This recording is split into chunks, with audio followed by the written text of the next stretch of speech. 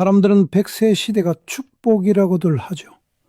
하지만 저에겐 그저 하루하루가 불안했습니다. 나이 드니 몸은 여기저기 쑤시고 자식들한테 짐되기 싫어서 평생 모은 5천만 원을 손에 꽉 쥐고 있었거든요. 그런데 그저 다정했던 그 목소리, 따뜻했던 그 관심 한 번에 제 전 재산이 그냥 공중으로 날아가 버렸습니다. 그 사람들은 처음부터 제 돈을 노린 게 아니었어요. 제 외롭고 허전한 마음을 먼저 훔쳐갔던 겁니다. 이 방송 보시는 분들, 이거 절대 남의 일 아닙니다. 그러니 제발 제가 오늘 드리는 이 억울한 사연 끝까지 꼭 좀 들어주세요. 제발요. 2025년 가을이 깊어가는 인천의 한 오래된 아파트. 69세 최민준 씨의 하루는 30년 넘게 맞춰온 시계처럼 정확하게 시작되었습니다. 새벽 6시 정각, 알람 소리 없이도 저절로 눈이 떠졌습니다. 그는 평생을 중소기업 인사팀 부장으로 살며 몸에 익힌 습관대로 침구부터 반듯하게 정리했습니다. 그의 작은 서재는 그의 인생이 담긴 박물관과도 같았습니다. 책상 한가운데에는 퇴직할 때 동료들에게 선물 받은 만년필이 정갈하게 놓여 있었습니다. 바르고 부지런하게라는 뜻의 근정이라는 두 글자가 새겨진, 이제는 손때가 묻어 반질반질해진 만년필이었죠. 그는 부드러운 천으로 만년필을 정성껏 닦는 것으로 하루를 열었습니다. 젊은 시절 사람의 됨됨이를 파악하려 날카롭게 번뜩이던 그의 눈썰미는 이제 돋보기 넘어 신문 활자를 좇는데 쓰이고 있었습니다. 만년필을 쥐고 그날의 주요 경제 기사를 베껴 쓰는 것이 그의 중요한 일과였습니다. 최 부장, 그 이름은 자부심이자 그의 세상 전부였습니다.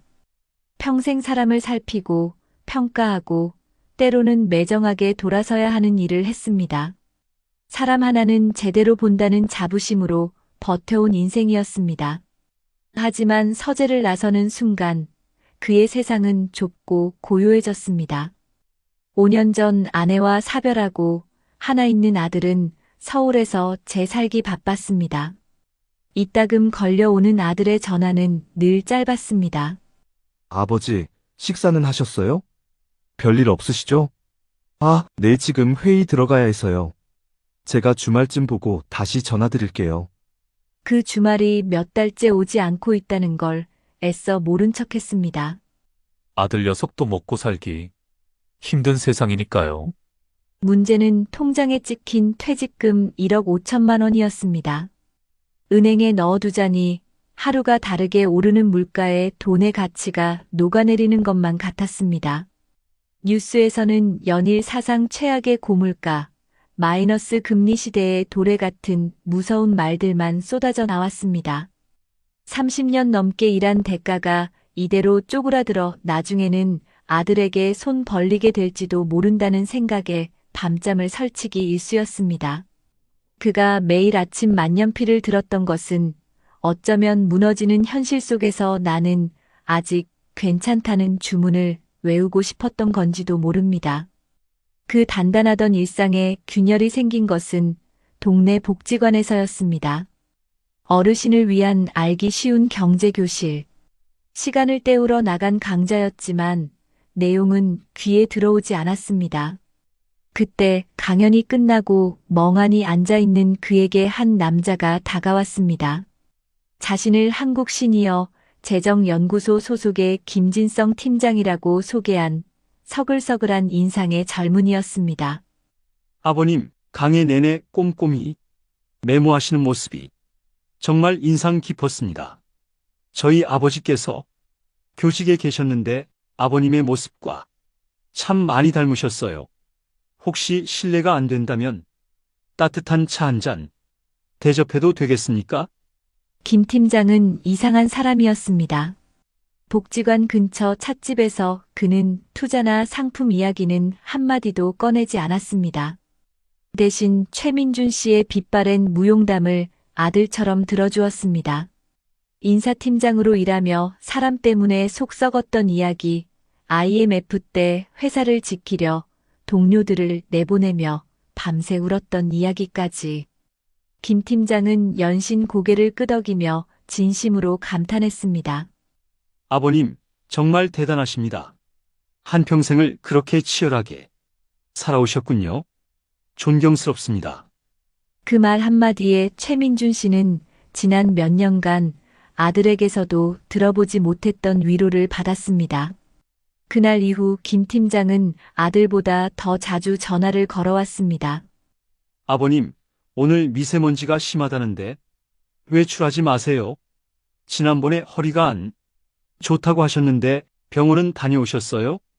그 다정한 목소리는 텅 빈 집에 울리는 유일한 소리였습니다. 어느 주말 오후 그는 근처에 고객이 있어 왔다며 최민준 씨의 집을 방문했습니다. 양손에는 값비싼 건강식품 상자가 들려 있었습니다. 그는 집안을 둘러보며 가족 사진 앞에서 한참을 머물렀습니다. 아버님, 정말 고생 많으셨습니다. 이제는 누구 눈치 보지 마시고 아버님 자신을 위해서 편안하게 사셔야죠. 자식들한테 아쉬운 소리 안 하고 폼 나게요.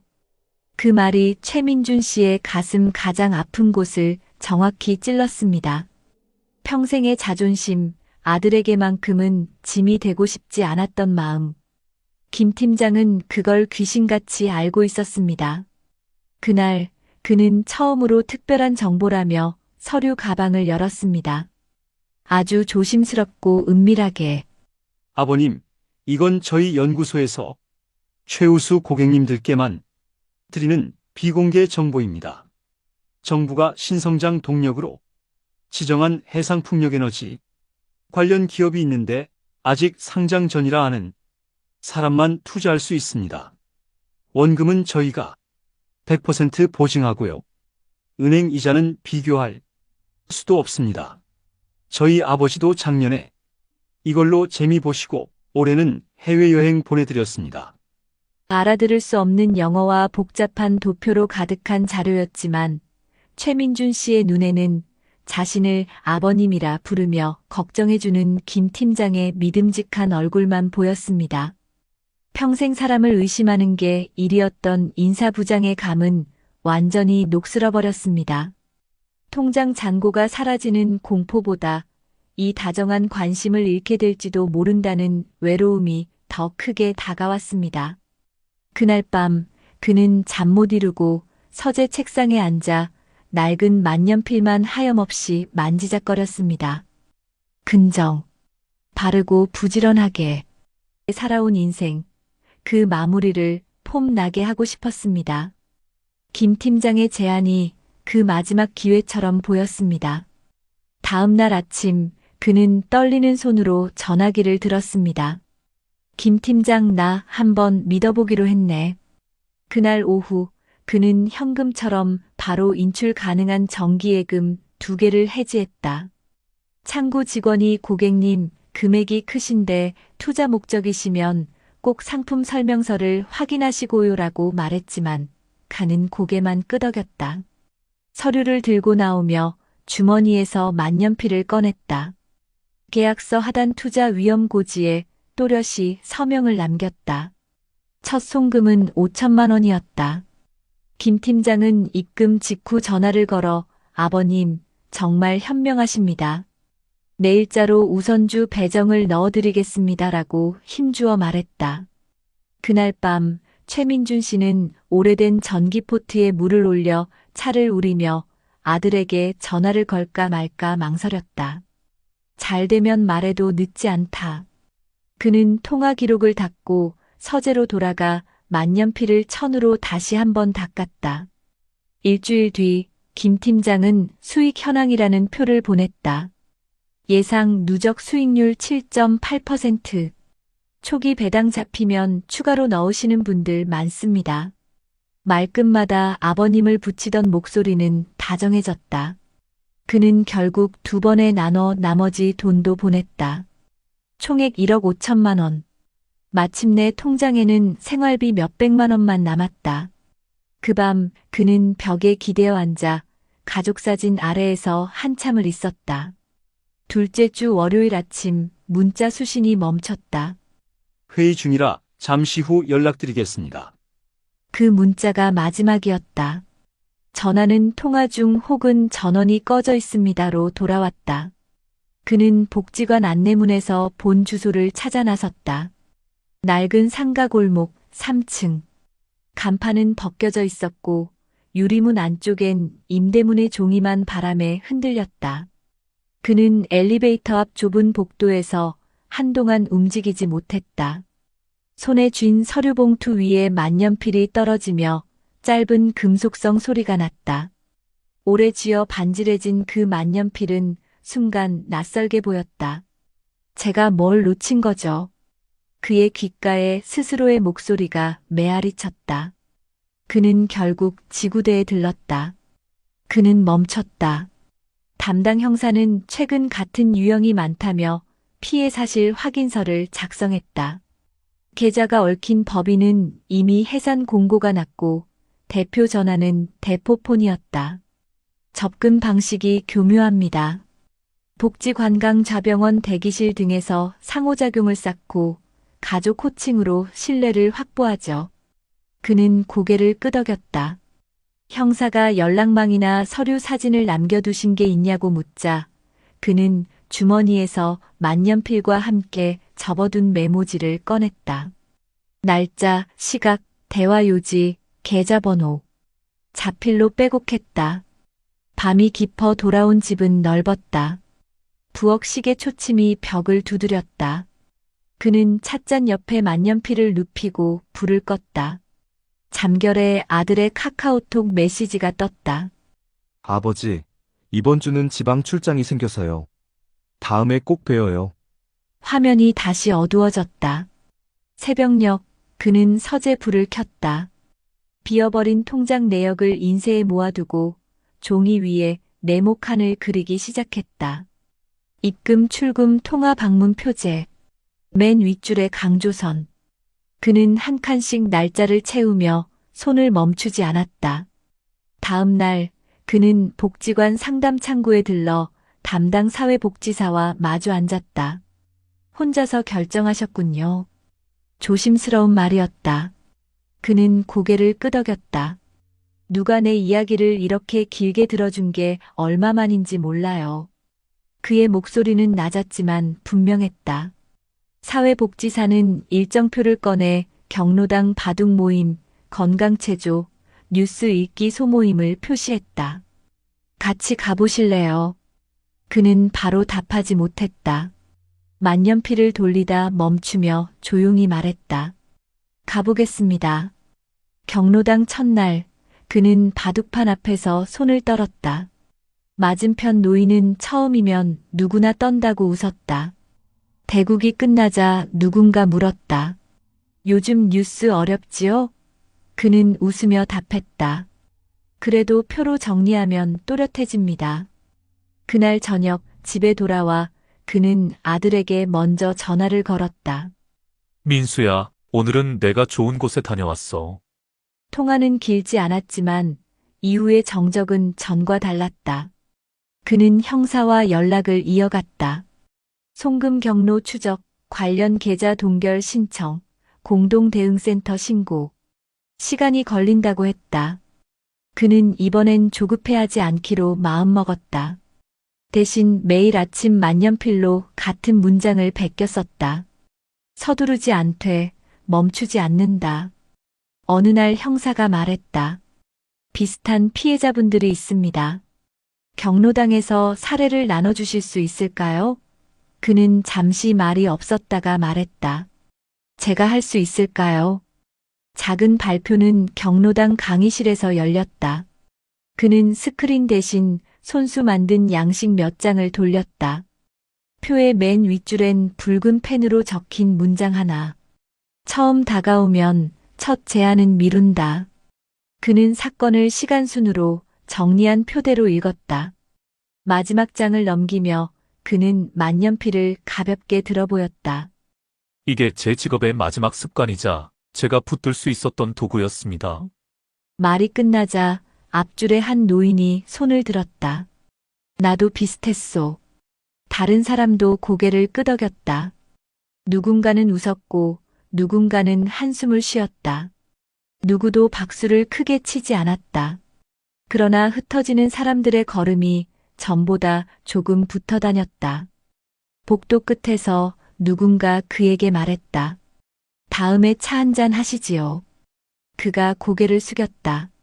예, 좋습니다. 가을비가 그친 저녁, 그는 현관문을 잠그고 서재 불을 껐다. 거실을 지나며 사진 앞에 한 번 멈췄다. 그리고 만년필을 제자리 천 위에 눕혔다. 뚜껑을 닫는 소리가 작게 울렸다. 그는 커튼을 젖혔다. 골목 입구 가로등 불빛 아래 비가 잔잔히 마르고 있었다. 전화기가 가볍게 떨렸다. 아버지, 다음 주엔 진짜 뵐게요. 저도 보고 싶습니다. 그는 답장을 길게 쓰지 않았다. 그래, 난 잘 지낸다. 그 말 뒤에 작은 점을 하나 찍고 만년필을 내려놓았다. 그는 알았다. 되찾아야 할 것은 돈뿐만이 아니라 말의 자리를 다시 채우는 일이었다. 다음 날 일정표엔 네모칸들이 빼곡했다. 바둑 체조, 신문 읽기, 형사 연락, 발표 준비. 매니 여백에 그는 붉은 펜으로 한 줄을 더 그었다. 오늘도 기록한다. 오늘도 누군가와 말을 건다. 그 줄을 그으며 그는 서랍을 닫았다. 문이 닫히는 소리 뒤 집안 공기는 어제와 달랐다. 여러분 어떠시나요? 위의 사례는 정말 비참하고 서글픈 인생 아닌가요?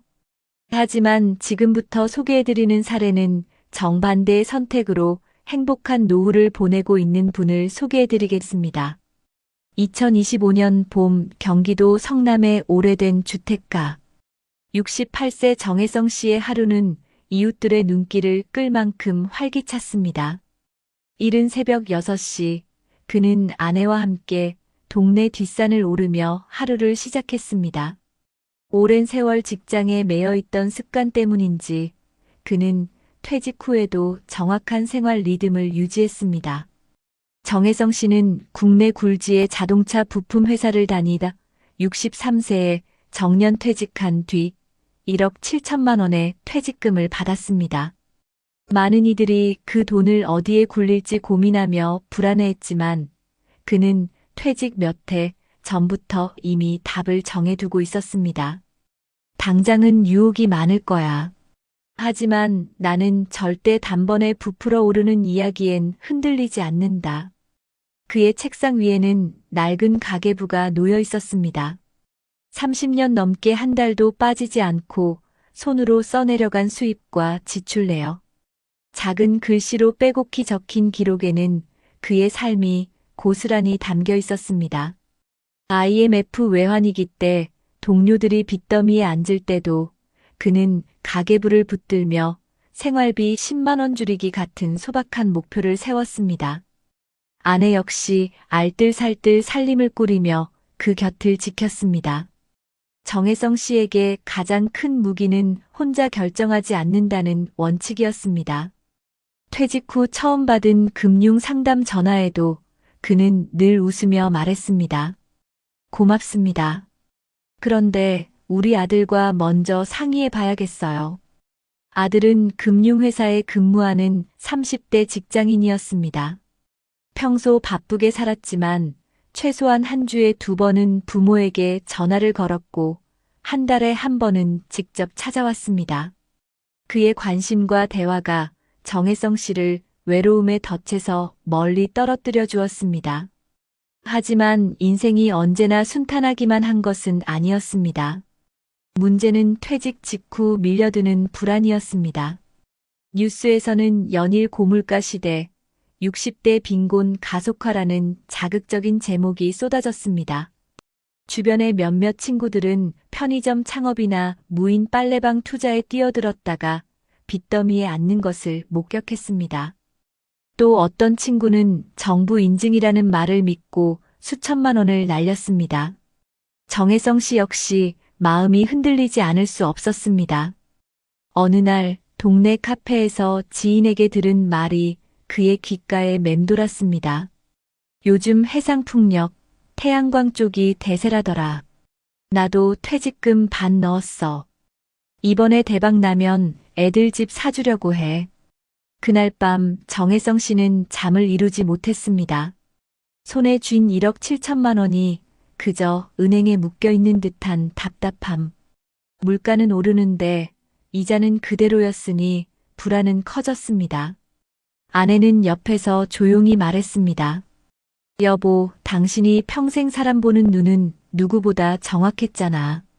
그런데 돈은 다르지 않아? 혼자서만 고민하지 말고 우리 같이 생각해 봅시다. 그 말에 그는 다시 가계부를 펼쳤습니다. 지난 10년간의 기록을 넘기며 알게 된 사실은 분명했습니다. 크게 번 적은 없지만 잃은 적도 없었다. 작은 습관과 원칙이 위기를 막아준 것이었습니다. 그럼에도 갈등은 쉽게 가라앉지 않았습니다. 친구들은 그를 답답하다고 했습니다. 정 부장, 그렇게 조심만 하다가는 남는 게 없네. 나이 들어 뭐 하려고 그래? 나처럼 조금은 과감히 움직여야지. 그 말을 들은 그는 잠시 흔들렸습니다. 그러나 결국 그는 아들과 약속한 원칙을 떠올렸습니다. 혼자 결정하지 않는다. 며칠 뒤 그는 아들을 불러 함께 은행을 찾았습니다. 은행 상담 직원은 장시간에 걸쳐 설명했습니다. 연금저축, ISA 계좌, 분산투자, 그리고 노후를 위한 안정형 채권 펀드. 복잡해 보였지만 아들이 옆에서 꼼꼼히 메모하며 아버지에게 설명했습니다. 아버지, 이건 위험이 크고 이건 안정적인데 세금 혜택이 있어요. 조금은 주식형으로 가되 대부분은 안전자산으로 가져가시는 게 좋아요. 그날 그는 처음으로 자신의 퇴직금을 3등분했습니다. 생활비를 위한 안전예금, 장기 노후 대비를 위한 연금저축, 그리고 소액만 넣은 국내 ETF. 그는 서명을 하며 가볍게 웃었습니다. 내 나이에 투자는 욕심이 아니라 지키는 거구나.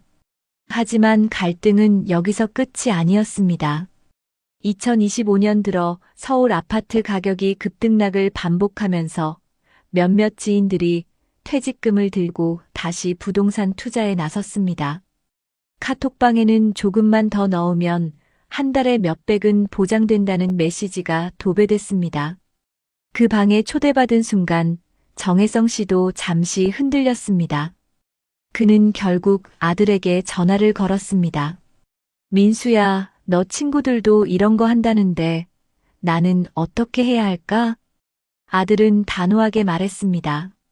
아버지, 진짜 금융기관은 카톡방에서 상품을 권하지 않아요. 그 방에선 빨리 나오세요. 그날 그는 카톡방을 탈퇴하며 손끝이 떨렸습니다. 하지만 동시에 안도감이 밀려왔습니다. 스스로를 지켜냈다는 작은 성취감이었습니다. 갈등의 순간은 거듭 찾아왔습니다.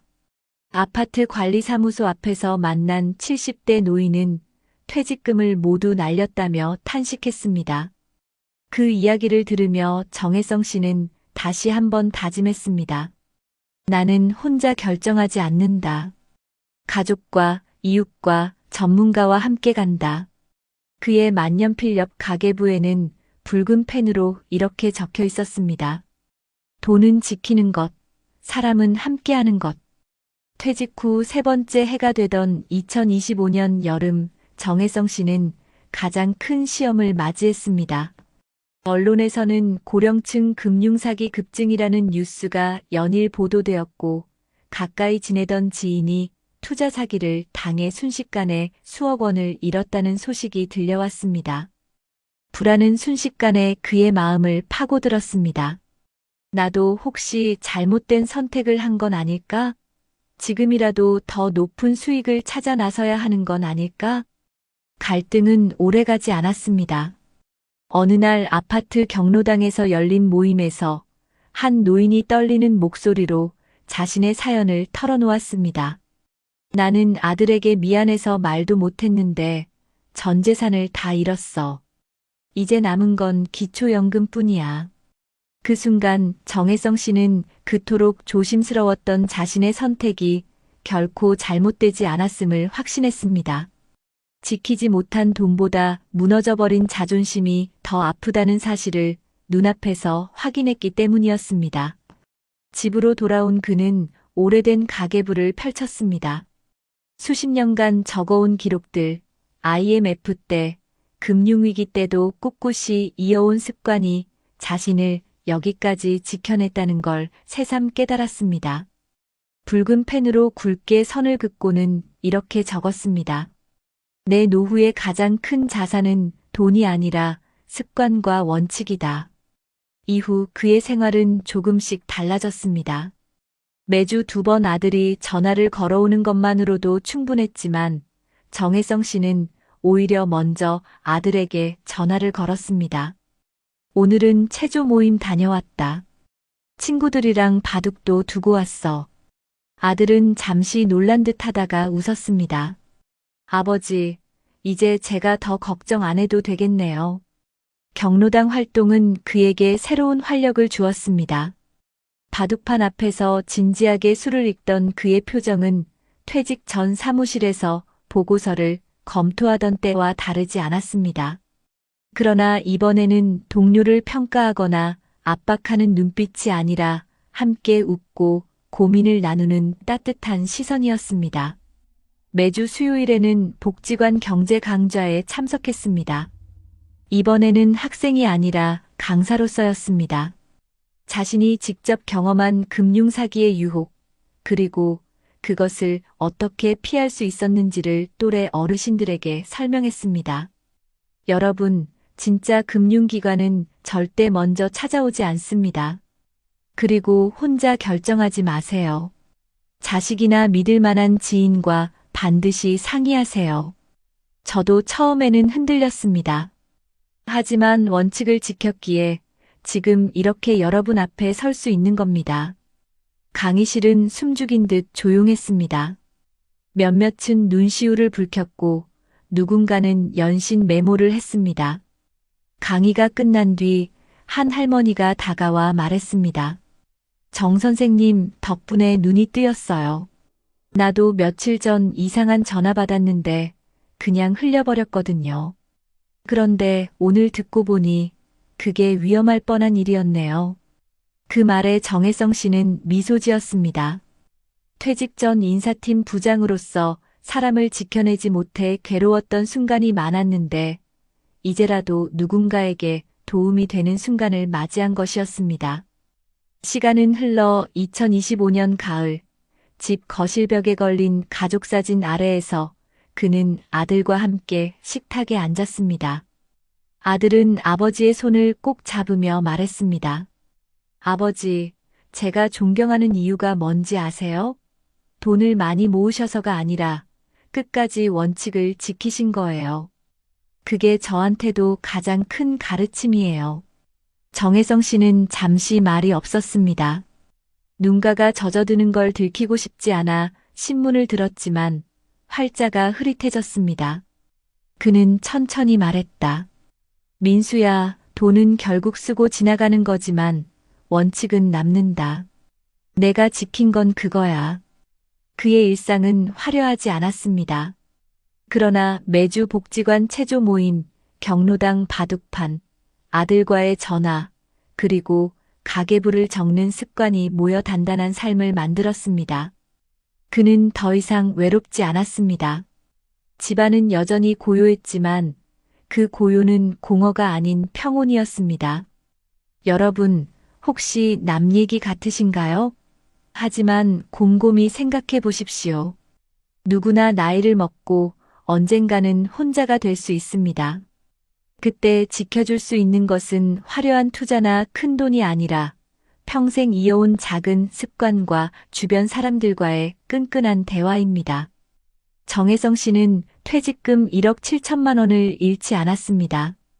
더 중요한 건 외로움에 휘둘리지 않고 원칙을 지킨 덕분에 돈보다 값진 안전한 노후와 가족과의 신뢰를 지켰다는 사실입니다. 여러분, 우리 모두 언젠가 같은 자리에 설 수 있습니다. 그때 무엇을 지킬지는 지금의 선택에 달려 있습니다. 혼자가 아니라는 믿음, 그리고 작은 원칙. 그것이 진정한 노후의 자산 아닐까요? 여러분, 그렇다면 지금 우리 사회에서 혼자 사는 노인들이 얼마나 취약한 상황에 놓여 있는지 수치로 확인해 보겠습니다. 먼저, 통계청이 2024년에 발표한 고령자 통계를 보면 현재 65세 이상 고령 인구 중 혼자 사는 노인은 약 180만 명에 달합니다. 전체 노인 인구의 20%가 넘는 비율인데 특히 70세 이상에서는 그 비율이 더욱 높아집니다. 문제는 단순히 혼자 사는 숫자가 아니라 이분들이 하루에 대화하는 시간이 극도로 짧다는 점입니다. 보건복지부에서 발표한 노인 실태조사에 따르면 독거노인의 하루 평균 대화 시간은 30분도 채 되지 않는다고 합니다. 이는 가족과 함께 사는 노인들에 비해 절반 이하 수준인데 사회적 교류가 부족할수록 외부의 달콤한 유혹이나 사기성 접근에 쉽게 노출될 수 있다는 것을 보여주는 단적인 수치입니다. 실제로 금융감독원이 집계한 자료를 보면 2023년 한 해 동안 발생한 65세 이상 고령층 금융사기 피해 건수는 전년 대비 약 18% 증가했고 1인당 평균 피해 금액은 2,400만 원을 넘었습니다. 특히 전화나 온라인으로 접근하는 보이스피싱보다 최근 몇 년 사이 급증한 유형이 바로 대면 관계형 투자 사기입니다. 범죄 조직이 직접 노인을 찾아가 장기간 신뢰를 쌓은 후 돈을 빼앗는 수법인데 이 경우 피해 금액이 더 크고 회복 가능성은 더 낮다고 보고되고 있습니다. 이 문제는 한국만의 상황이 아닙니다. 세계보건기구 WHO와 경제협력개발기구 OECD에서도 공통적으로 지적하는 부분이 있습니다. 노인의 사회적 고립과 금융사기 취약성이 밀접하게 연결돼 있다는 것입니다. 예를 들어 미국의 소비자금융보호국 CFPB은 2022년 보고서에서 65세 이상 노인 대상 금융사기 피해 평균액이 약 3만 달러에 달하며 피해자 대부분이 외로움과 고립 상태에서 사기꾼과 접촉을 시작했다고 분석했습니다. 또 영국 노인복지단체 에이지 UK 조사에 따르면 독거노인의 40% 이상이 일주일에 한 번도 가족이나 친구와 대화를 나누지 않는다고 응답했는데 이 집단이 사기에 당할 확률은 그렇지 않은 노인에 비해 4배 이상 높았습니다. 해외 논문 중에도 이러한 상관관계를 뒷받침하는 연구들이 다수 존재합니다. 일본에서 발표된 한 연구는 노인의 사회적 관계망이 좁을수록 특히 자녀와 떨어져 살며 정기적 교류가 없는 경우 금융사기에 취약할 확률이 급격히 높아진다고 결론지었습니다. 이는 한국과 인구 구조나 가족 형태가 유사한 일본 사례이기 때문에 우리 사회에도 시사하는 바가 큽니다. 전문가들의 공통된 견해는 분명합니다. 노인들의 탐욕이나 지적 능력 저하 때문이 아니라 관심과 대화의 결핍이 사기 피해의 본질적 원인이라는 것입니다. 실제로 국내 학술지 한국노인복지학 회지에 실린 2023년 논문을 보면 고령층 금융사기 피해자의 상당수가 사기범을 효자나 딸 같은 존재로 인식하며 마음을 연 뒤 돈을 잃은 사례가 많았다고 분석했습니다. 또 보건사회 연구에 게재된 연구에서는 독거노인의 정서적 고립이 건강 문제보다도 금융 위험에 더 큰 영향을 미친다는 점을 강조했습니다. 해외에서도 비슷한 결과가 나타납니다.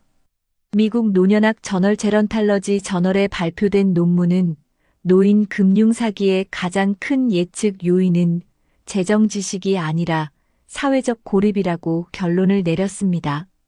즉, 돈에 대한 지식이나 금융 문해력이 부족해서라기보다 마음을 채워줄 대화 상대가 없을 때 사기꾼의 가짜 친절이 파고들 여지가 커진다는 것입니다. 그렇다면 구체적으로 어떤 요인들이 노인들을 위험에 빠뜨릴까요?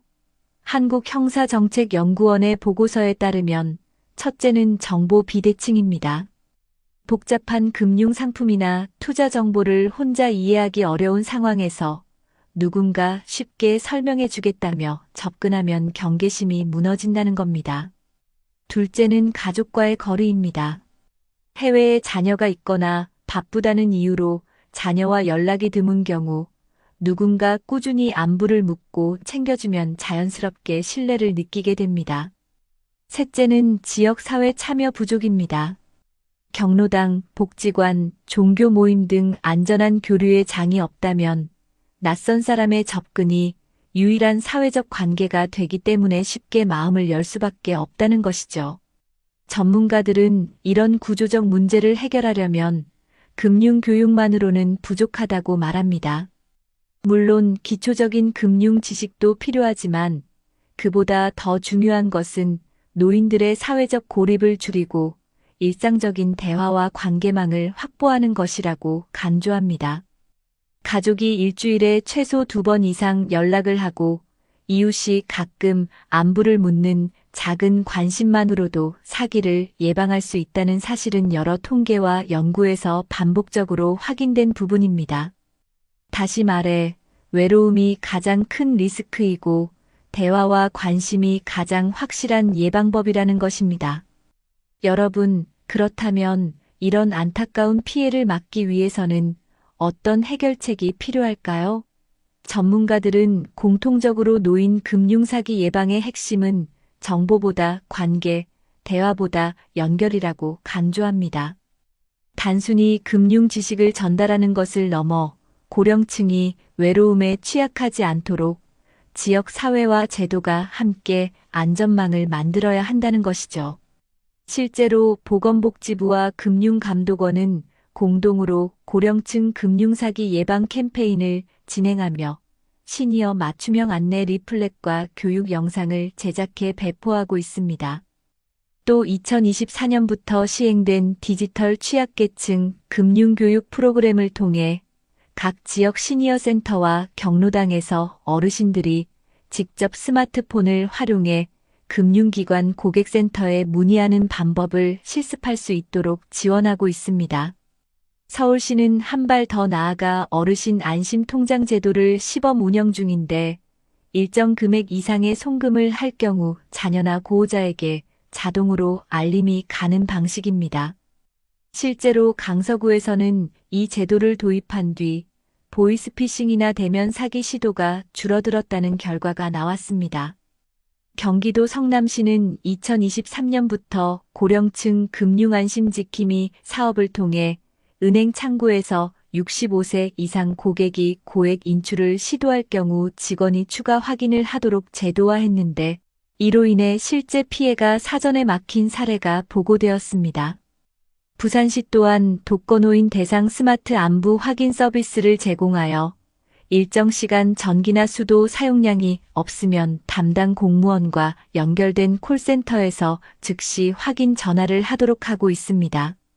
이러한 제도는 단순히 생명 안전뿐 아니라 외로움을 악용하는 금융사기를 예방하는 역할도 하고 있습니다. 국외 사례도 주목할 필요가 있습니다. 일본은 2018년부터 특별보호계좌 제도를 운영하고 있는데 일정 연령 이상 고령자가 금융거래를 할 때 가족이나 제3자의 동의를 의무적으로 거치도록 하여 피해를 예방하고 있습니다. 영국은 2014년부터 케어 액트라는 노인 돌봄법을 시행하면서 지방자치단체가 고령층의 재정적 학대 위험까지 관리 대상으로 포함시켰습니다. 실제로 영국의 일부 지방정부는 은행과 협약을 맺어 의심스러운 거래가 발생하면 즉시 보호자와 상담할 수 있도록 절차를 마련했습니다. 미국 역시 연방거래위원회 FTC와 주정부 단위에서 시니어 프로텍션 롤을 시행해 금융기관 직원이 고령자의 이상 거래를 인지하면 거래를 일시 중지하고 보호자나 당국에 알릴 수 있도록 법적으로 보호 장치를 두고 있습니다. 결국 공통된 해법은 혼자 결정하지 않게 만들고 외로움 속에서 낯선 친절에 의존하지 않도록 제도적으로 도와주는 것입니다. 따라서 우리 사회가 나아가야 할 방향은 명확합니다. 첫째, 정부는 어르신들이 일상에서 자연스럽게 참여할 수 있는 지역 모임과 복지관 활동을 확대해야 합니다. 단순 취미 활동을 넘어 금융교육과 건강관리, 정서적 교류를 통합한 프로그램을 늘리는 것이 필요합니다. 둘째, 지자체는 은행과 협력해 고액 인출 시 보호자 확인이나 지연 제도를 더 촘촘히 확대해야 하며, 셋째, 가족들은 주 2회 이상 정기적인 연락을 생활화해야 합니다. 마지막으로 여러분께 드리고 싶은 실질적인 조언은 아주 단순합니다. 혹시 부모님이나 가까운 어르신이 새로운 투자 기회를 소개받았다는 말을 꺼내신다면 귀찮다는 듯 넘기지 말고 반드시 함께 확인해 주시라는 겁니다. 그 작은 대화 한 번이 수천만 원을 지켜낼 수 있고 무엇보다 어르신들의 마음속 빈자리를 채워줄 수 있기 때문입니다. 낡은 만년필 한 자루는 외로움에 무너진 사람의 마지막 서명으로, 또 다른 한 자루는 지켜낸 원칙의 기록으로 남았습니다. 하나의 펜이 써내려간 두 인생, 그 끝은 얼마나 달라질 수 있는지를 보여주었습니다. 여러분, 우리는 오늘 두 사람의 서로 다른 길을 함께 보았습니다. 한 사람은 외로움과 불안 속에서 다가온 낯선 친절에 마음을 내주었고, 결국 평생 모은 돈과 자존심마저 빼앗기고 말았습니다. 그의 손끝에서 떨리며 떨어진 만년필 소리는 우리 사회 수많은 어르신들이 겪는 눈물의 울림과도 같았습니다. 하지만 또 한 사람은 같지 않았습니다. 그 역시 두려움과 유혹 앞에 서 있었습니다. 물가는 오르고 친구들의 말은 흔들림을 주었지만 그는 끝내 원칙을 지켰습니다. 혼자 결정하지 않고 가족과 상의하며 작은 습관과 기록으로 삶을 단단히 붙잡았습니다. 그 결과 그는 돈뿐만 아니라 더 큰 자산인 평온한 마음과 든든한 관계를 지켜낼 수 있었습니다. 이 두 가지 길의 차이는 거창한 능력에서 나온 것이 아니었습니다. 한 사람은 외로움 속에 혼자가 되었고, 또 한 사람은 가족과 이웃, 그리고 작은 원칙을 곁에 두었습니다. 이 차이가 인생의 마지막 장을 눈물로 채울지 아니면 미소로 채울지를 가른 것입니다. 시청자 여러분, 우리 모두 언젠가는 같은 자리에 서게 됩니다. 나이 들어 자식이 멀리 떠나고 친구들이 하나둘 곁을 떠나갈 때 우리의 마음을 지켜줄 수 있는 것은 결국 관계와 원칙입니다. 아무리 작은 대화라도, 아무리 짧은 안부 전화라도 그것이 쌓여 인생의 마지막을 지켜주는 방패가 됩니다. 오늘 이야기를 통해 우리는 분명히 배웠습니다. 돈보다 소중한 것은 관심이고 지식보다 강한 것은 함께 나누는 대화라는 것을 말입니다. 우리가 조금만 더 따뜻한 관심을 나눈다면 우리 부모님, 우리 이웃, 그리고 언젠가의 우리 자신까지도 더 안전하고 행복한 노후를 맞이할 수 있을 것입니다. 그러니 여러분, 지금 이 순간부터라도 실천해보지 않으시겠습니까? 부모님께 전화를 걸어 안부를 물어보고 혼자 계신 이웃에게 따뜻한 인사를 건네고 스스로에게는 원칙을 세워 작은 습관을 이어가는 것. 그 단순한 행동이 내일의 우리를 지켜주는 가장 확실한 예방법이 될 것입니다. 마지막으로 두 인생을 떠올려 봅니다. 외로움에 무너져 끝내 잃어버린 사람과 관계와 원칙으로 지켜낸 사람. 우리는 어느 쪽의 이야기를 선택할까요? 그 답은 오늘 우리의 손끝에 달려 있습니다. 낡은 만년필이 어떤 기록을 남길지는 지금 우리가 어떤 마음을 지키느냐에 따라 달라질 것입니다. 여러분, 우리의 노후는 아직 쓰이지 않은 빈 페이지와도 같습니다. 그 위에 눈물의 기록을 남길지 아니면 미소와 평온을 남길지는 지금 우리의 선택입니다. 오늘 이 영상을 보고 계신 여러분 모두가 더 이상 혼자가 아님을 기억하며 따뜻하고 든든한 관계 속에서 노후를 맞이하시길 바랍니다. 안녕하세요. 저는 오늘 제 억울한 사연을 이 자리에서 말씀드리려고 나왔습니다. 혹시 여러분도 명절만 다가오면 가슴이 답답해지지 않으신가요? 또 무슨 일이 벌어질까? 이번에도 참아야 하나? 이런 걱정 해보신 적 있으신가요? 최근 뉴스에서도 보셨을 겁니다. 지난 추석 연휴에만 가정폭력 신고가 평소보다 30% 넘게 늘었다고 합니다. 어떤 집은 설 상차림 도중 말싸움이 커져 결국 경찰이 출동하고 이혼 소송으로까지 이어졌습니다. 남의 집 이야기 같으신가요? 하지만 이런 일은 나이와 지역을 막론하고 점점 더 많은 가정에서 일어나고 있습니다. 명절이 가족의 화합이 아니라 갈등의 무대가 되어버린 현실. 저도 그 고통을 직접 겪었습니다. 그래서 오늘은 제가 살아온 그 억울한 사연을 있는 그대로 말씀드리려 합니다. 제발 끝까지 들어주시길 부탁드립니다. 제 이름은 박소연입니다. 23세 결혼해서 30에 넘게 살아왔습니다. 한때는 인천의 작은 전자부품 회사에서 경리로 일하며 숫자 하나 틀리지 않게 장부를 맞추던 사람이었는데 지금 제 손은 전단지를 접고 설거지 거품을 훑는 데 더 익숙합니다. 거울 속 제 모습에서 가장 먼저 보이는 건 얼굴보다도 주름진 손등입니다. 그 손이 내 세월과 삼켜온 한숨을 대신 보여줍니다. 특히 명절이 다가올 때면 그 주름이 더 거칠어지고 제 마음은 더 무거워졌습니다. 추석이 다가오면 단톡방에 시어머니의 지시가 떨어집니다. 송편은 3가지, 나물은 5가지 이상, 잡채는 넉넉히. 큰 며느리는 직장에 다닌다. 둘째 며느리는 아이가 아직 어리다. 그러니 막내 며느리인 내가 맡아야 한다는 말은 항상 당연하게 흘러나왔습니다. 남편 태수는 괜히 말 꺼내서 분위기 흐리지 마. 그냥 엄마가 하라는 대로 하자라며 손사래를 쳤습니다. 그렇게 또 한 번 나는 새벽부터 시장에 나가 장바구니를 메고 돌아왔습니다. 팔이 후들거리고 손등은 퉁퉁 부어올랐습니다. 명절 전날 밤, 부엌은 전기름 냄새와 튀김 소리로 가득했습니다.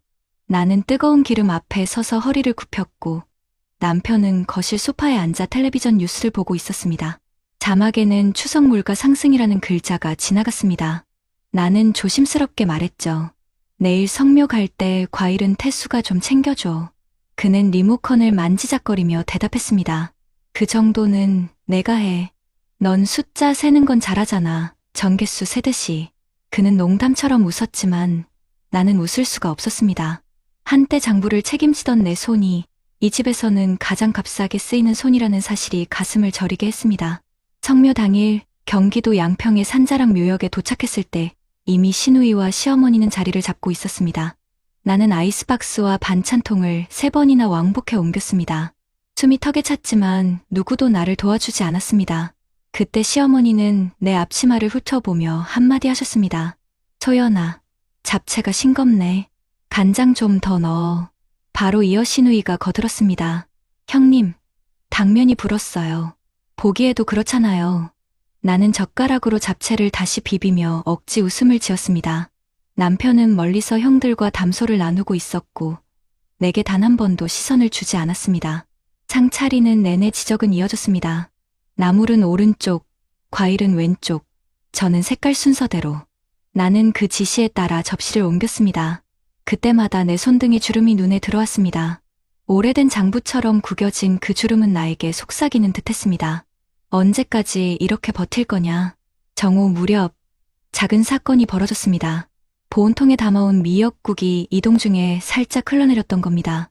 얇은 국물 자국이 흙바닥에 그어졌습니다. 시누이는 혀를 차며 말했습니다. 형님, 이런 건 미리 확인하셨어야죠. 여기 흙 다 더러워졌잖아요. 시어머니도 차갑게 덧붙였습니다. 조상님 앞인데 왜 이렇게 덤벙대니?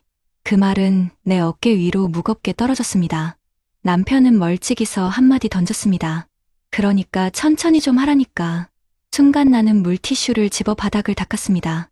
햇빛이 쏟아지는 흙바닥 위에서 내 손등이 주름마다 땀이 맺혔습니다. 참아야 한다고, 그냥 지나가자고 속으로 몇 번이고 되뇌었습니다. 제사 시작을 앞두고 긴장이 높아졌습니다. 상 위에 공기를 들어 올리려는 순간 벌 한 마리가 내 귓가를 맴돌았습니다. 나는 순간적으로 몸을 피했고 밥그릇이 기울어질 뻔했습니다. 다행히 떨어뜨리진 않았지만 시누이가 곧장 소리쳤습니다. 아, 정말 또 그럴 뻔했네. 남편의 얼굴이 굳어졌고 시어머니는 길게 한숨을 쉬었습니다. 체면 좀 지켜라, 제발. 모두의 시선이 내 손으로 쏠렸습니다. 그때 내 마음속에서 무언가 금이 가기 시작했습니다. 단순한 실수 하나가 내 존재 전체를 부정하는 듯한 그 순간, 나는 처음으로 이제 그만해야 하는 게 아닐까 하는 생각을 품었습니다. 바람은 거세졌고 상 위의 흰 보자기가 크게 흔들렸습니다. 나는 그 보자기 끝을 주름진 손으로 붙잡고 있었지만 사실은 오래 붙잡아온 다른 것들을 놓아야겠다는 생각이 마음 깊은 곳에서 꿈틀거리고 있었습니다. 시어머니의 목소리가 다시 날카롭게 들려왔습니다. 소연아, 물 좀 더 떠와. 그리고 쓰레기는 내가 모아. 나는 고개를 끄덕이며 물통을 들었지만 발걸음은 자꾸 무거워졌습니다. 내 뒤에서 들려오는 웃음소리, 농담처럼 주고받는 형제들의 대화는 나와는 전혀 상관없는 세상의 소리 같았습니다. 그 순간 깨달았습니다. 이 집에서 나는 단 한 번도 가족이 된 적이 없었다는 걸. 내 손의 주름은 그저 살림꾼의 세월을 말해줄 뿐 존중이나 감사의 흔적은 아니었다는 걸. 그리고 이번 명절이 아마도 내 인생을 송두리째 바꿔놓게 될 것이라는 불길한 예감이 서서히 현실이 되어가고 있었습니다. 제사는 시작되었고 큰형부터 차례대로 절을 올렸습니다. 이어 둘째 형, 그리고 남편 태수의 차례가 다가왔습니다. 그는 조용히 절을 마치고 나서도 내 눈길조차 주지 않았습니다. 내가 밥그릇을 들어 올려 조상님 앞에 놓으려는 순간 손이 살짝 떨렸습니다. 무거운 그릇이 아니라 무겁게 내려앉은 마음 때문이었습니다. 밥알 몇 알이 그릇 가장자리를 타고 흘러내렸습니다. 그 순간 형님이 혀를 찼습니다. 아이고, 참 이런 것도 제대로 못하나. 시어머니는 얼굴을 찌푸리며 내 쪽을 노려보았습니다. 체면이 말이 아니구나. 태수의 목소리도 높아졌습니다. 왜 이렇게 매번 흘리고 다녀? 사람 망신시키려고 작정했어? 모든 사람들의 시선이 내게 꽂히는 순간 남편이 다가오더니 내 어깨를 발로 거칠게 밀쳤습니다. 균형을 잃은 나는 그대로 바닥에 주저앉으며 밥그릇을 떨어뜨렸습니다. 흙바닥 위에 밥알과 국물이 흩어졌습니다. 숨소리조차 멈춘 듯 정적이 흐르는 사이 귀에 쟁쟁하게 울린 건 형제들의 탄식과 시어머니의 차가운 목소리뿐이었습니다. 막내가 성격이 급해서 그렇지. 저런 건 금방 풀릴 거다. 그 말은 나를 위로하는 말이 아니었습니다. 남편을 감싸는 말이었죠. 나는 주저앉은 채 주름진 손등을 바라보았습니다. 흙먼지가 묻은 그 손은 이제 더 이상 참을 수 없다는 듯 떨리고 있었습니다. 아무도 내 편이 되어주지 않았습니다. 그저 내가 잘못했다고, 내가 덤벙댔다고 말할 뿐이었습니다. 아이조차 눈치를 보며 나를 바라봤습니다. 그 눈빛을 보는 순간 내 안에서 뭔가 무너져 내렸습니다. 나는 벌떡 일어나 흙먼지를 털지도 않은 채 휴대폰을 꺼냈습니다. 손가락이 떨리면서도 또렷하게 번호를 눌렀습니다. 여보세요, 경찰서죠? 방금 남편에게 폭행을 당했습니다. 조상님 묘소 앞 가족들이 다 목격자입니다. 순간 주변이 술렁였고 시누이는 소리쳤습니다. 지금 뭐 하는 거야? 가정사인데 창피하게. 시어머니도 달려와 내 손을 붙잡으며 애원했습니다. 작은 애야, 전화 끊어라. 이건 집안일이야. 하지만 나는 더 이상 주저하지 않았습니다. 집안일이라면서 왜 제 몸은 늘 상처투성이었을까요? 오늘은 못 참겠습니다. 잠시 후 경찰차가 산길을 따라 올라왔습니다. 남편은 당황해서 내 휴대폰을 빼앗으려 했지만 이미 늦었습니다. 경찰이 내 이름을 확인했고 나는 손목을 보여주었습니다. 땅에 넘어지며 삐끗한 자국이 붉게 번지고 있었습니다. 옆에서 누군가는 한숨을 쉬었고 누군가는 고개를 저었습니다. 하지만 그날 가족 중 단 한 명이 용기를 냈습니다. 둘째 형수, 나보다 몇 살 위의 언니 같은 사람은 망설이다가 조용히 말했습니다. 저도 봤습니다. 분명히 발로 강하게 밀쳤습니다. 그리고 이런 일이 처음이 아닙니다. 그 말이 울려 퍼지자 남편의 얼굴은 순식간에 창백해졌습니다. 가족들은 당황했고 시어머니는 나를 노려보며 속삭였습니다. 내가 결국 집안을 망치는구나. 며칠 후, 나는 결국 이혼 소송을 제기했습니다. 법정에 서면서도 손이 떨렸지만 내 곁에는 증언을 자처한 형수가 있었습니다. 남편의 과거 폭력 전력까지 드러나자 법정 분위기는 바뀌었습니다. 판결은 내게 유리하게 흘러갔습니다. 재산의 절반과 아이 양육권, 그리고 위자료까지. 나는 처음으로 법이 나를 지켜주는구나라는 생각을 했습니다.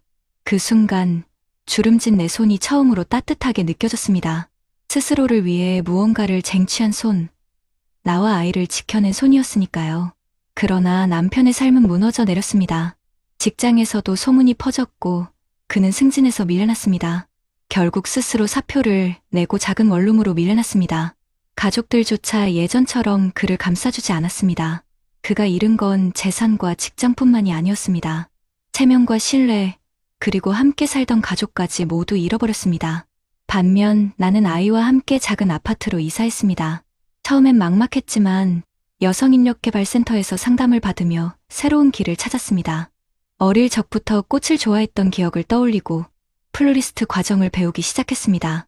매일 아침 아이를 학교에 보내고 센터에서 꽃을 다듬는 시간은 내 삶의 새로운 페이지가 되었습니다.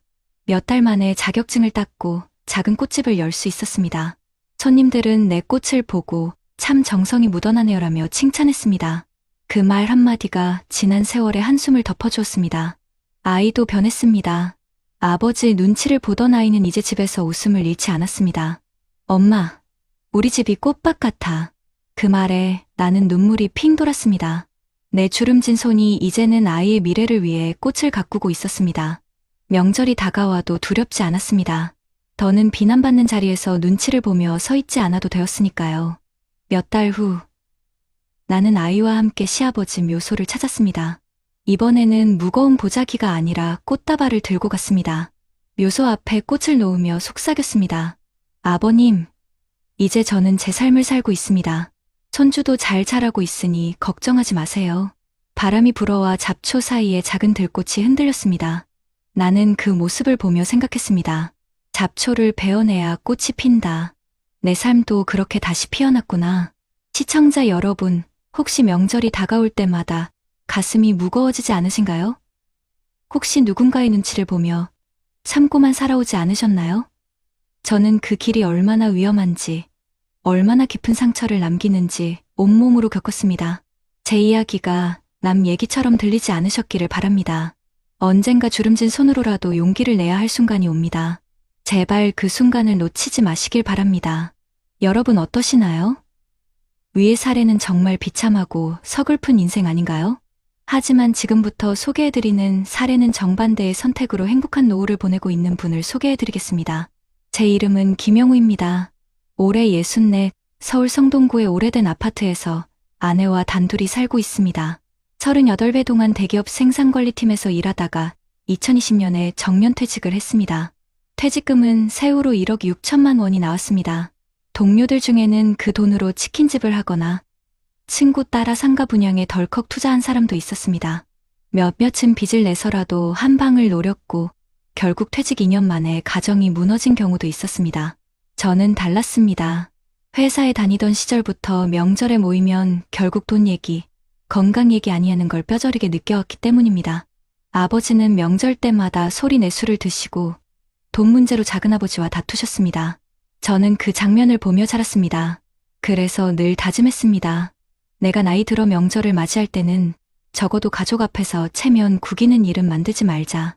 제 손등은 오랫동안 펜과 계산기를 잡으며 굳어갔습니다. 주름이 늘어갈수록 저는 더 치밀하게 준비했습니다. 퇴직 직전 10년 동안 저는 생활비를 아내와 상의해 줄이고 국민연금 외에도 퇴직연금과 개인연금을 조금씩 불려나갔습니다. 2025년 현재 국민연금으로 매달 105만 원, 퇴직연금에서 70만 원, 그리고 개인연금에서 45만 원을 받고 있습니다. 합쳐서 한 달 220만 원 가까이 안정적인 수입이 들어옵니다. 물론 요즘 물가가 올라 장바구니가 무겁지만 기본 생활비에는 큰 걱정이 없습니다. 그런데 이렇게 안정된 노후를 준비했다고 해서 마냥 순탄했던 건 아닙니다. 제가 58이 되던 해 아내가 갑작스레 유방암 초기 진단을 받았습니다. 그때 집에 있던 적금 일부를 깨서 치료비에 썼습니다. 직장 동료 몇몇은 보험 안 들어놨냐, 괜히 돈 허비하는 거 아니냐라고 했습니다. 하지만 다행히 조기 발견이었고 수술과 방사선 치료를 잘 마쳤습니다. 아내는 건강을 회복했고 저는 그 순간 확신했습니다. 돈은 쓰려고 모으는 것이고 가장 필요한 순간을 위해 준비하는 것이어야 한다는 걸요. 퇴직 후 몇 달이 지났을 때 친구 몇 명이 찾아왔습니다. 영호야, 요즘 비트코인 다시 오른다더라. 퇴직금 남은 건 어차. 나 아는 지인 통해서 경기도에 땅 하나 들어갈 수 있는데 지금 안 하면 후회한다. 그때 저는 단호히 거절했습니다. 제 아버지가 명절 술자리에서 땅 사라, 주식 사라 했다가 몇 번이나 속을 썩은 걸 봐왔으니까요. 저는 대신 서울의 노후된 아파트를 팔고 같은 단지 재건축 조합에 가입했습니다. 안전하게 눈앞의 수익이 아니라 10년 뒤를 본 선택이었습니다. 명절이 다가올 때마다 저는 아내와 딸아이에게 말했습니다. 우리는 절대 명절 때문에 다투지 말자. 음식은 간단히 하고 제사도 형식에 얽매이지 말자. 오히려 살아있는 가족이 건강하게 밥 먹는 게 조상님이 더 기뻐하실 거다. 처음엔 시어머니가 반대했습니다. 큰 집인데 그렇게 대충 하면 되겠냐. 하지만 저는 정중히 말씀드렸습니다. 어머니, 지금은 시대가 바뀌었습니다. 저희도 몸과 마음을 지켜야 합니다. 시간이 흘러 시누이와 사촌들도 점점 동의하게 되었고 결국 명절 상차림은 절반 이하로 줄었습니다. 물론 갈등이 없었던 건 아닙니다. 설날 아침 작은 형이 술잔을 기울이며 이렇게 말했습니다. 형은 돈 버는 데만 관심 많았지? 재미없이 산 거 아냐? 순간 속이 쓰렸습니다. 하지만 저는 웃으며 대답했습니다. 재미보다 중요한 건 안전이지. 나도 내 손주가 눈치 보며 명절 보내는 건 원치 않아. 작은 형은 처음엔 못마땅해 했지만 몇 해가 지나 그의 가게가 폐업하면서 제 말에 고개를 끄덕였습니다. 2022년 추석에는 이런 일이 있었습니다. 아내가 명절 준비 중 허리를 삐끗했는데 예전 같았으면 그냥 참아라 했을 남편이었을 제가 직접 장을 보고 전을 붙였습니다. 딸아이가 그 모습을 보고 말했습니다. 아빠, 이렇게 집안일 하는 모습 처음 본다. 보기 좋아요. 그 말 한마디에 지난 세월의 준비가 헛되지 않았음을 느꼈습니다. 아내는 여전히 내 손등을 보며 주름은 늘었지만 마음은 더 단단해졌다고 말했습니다. 제게도 위기의 순간은 있었습니다.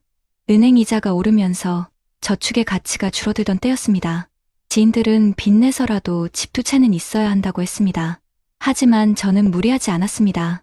퇴직금 절반은 채권형 펀드에 절반은 연금저축 계좌에 넣었습니다. 수익은 크지 않았지만 꾸준했습니다. 그리고 2025년 지금 친구들 중 일부는 빚에 허덕이고 있지만 저는 한 달 생활비와 의료비를 걱정 없이 쓰고 있습니다. 이런 저희 선택이 가족에게 어떤 차이를 만들었을까요? 명절날 우리 집은 더 이상 눈치와 갈등이 아니라 웃음과 대화가 가득합니다.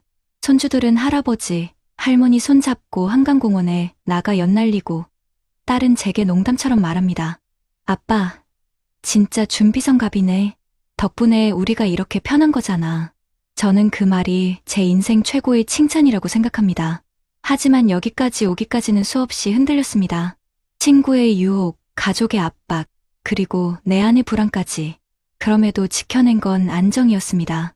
주름진 내 손등은 더 이상 부끄러운 상처의 기록이 아니라 지혜로운 선택의 증거가 되어 있었습니다. 2023년 겨울, 제게도 또 한 번의 시험대가 찾아왔습니다. 갑작스러운 허리디스크 악화로 2달 가까이 침대에 누워 지내야 했습니다. 움직이지 못하니 마음은 불안했고 이제 진짜 끝인가 하는 두려움이 몰려왔습니다. 하지만 놀라운 건 그 순간에도 생활이 크게 흔들리지 않았다는 사실이었습니다. 국민연금, 퇴직연금, 개인연금이 매달 꼬박꼬박 들어왔고 의료비는 실손보험으로 상당 부분 충당됐습니다. 아내는 영호 씨, 당신이 평생 준비한 덕분에 우리가 이렇게 버틸 수 있는 거예요 라고 제 손을 잡아주었습니다. 침대에 누운 채 그 말을 듣는 순간 저는 오히려 마음이 편안해졌습니다. 제가 퇴직 후 내린 작은 결정들이 얼마나 큰 힘을 발휘하는지 뼈저리게 느낀 건 그때였습니다. 주변 친구들 중에는 아프면 곧바로 생활비가 막히는 경우가 많았습니다. 병원비 때문에 카드빚을 지거나 자식에게 손을 벌리다 갈등이 생기는 경우도 흔했습니다. 하지만 저는 다르다는 걸 깨달았습니다. 준비한 만큼 삶이 지켜진다는 단순한 진리를 몸으로 배운 순간이었습니다. 그리고 그 겨울, 제 가족의 명절 풍경도 달라졌습니다. 예전 같으면 제사상 차리느라 부엌에서 허리까지 굽혀 일했을 아내가 이번에는 소파에 앉아 손주와 웃고 있었습니다. 음식은 간소하게 준비했고 부족하면 근처 식당에서 포장해와 함께 나눴습니다. 그런데도 조상님께 절을 올리는 분위기는 전혀 흐트러지지 않았습니다. 오히려 서로 웃고 대화하는 시간이 훨씬 길어졌습니다. 딸은 말했습니다. 아빠, 우리가 명절을 두려워하지 않게 된 건 아빠가 우리 가정을 바꿔놨기 때문이에요. 절정의 순간은 퇴직 후 3번째 맞은 추석에 찾아왔습니다. 작은 형 부부가 경제 문제로 크게 다퉜다는 소식이 들려왔습니다. 상가 투자에 실패의 빚이 불어나고 결국 이혼까지 갔다는 이야기였습니다. 그날 저녁 작은 형이 술에 취해 제 집 앞에 찾아왔습니다. 형, 난 왜 이렇게 됐을까? 형은 어떻게 그렇게 버티는 거야?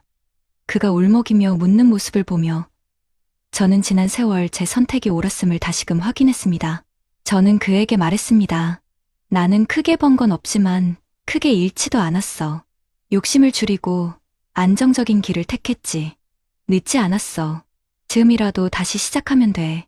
작은 형은 한참을 울다 돌아갔습니다.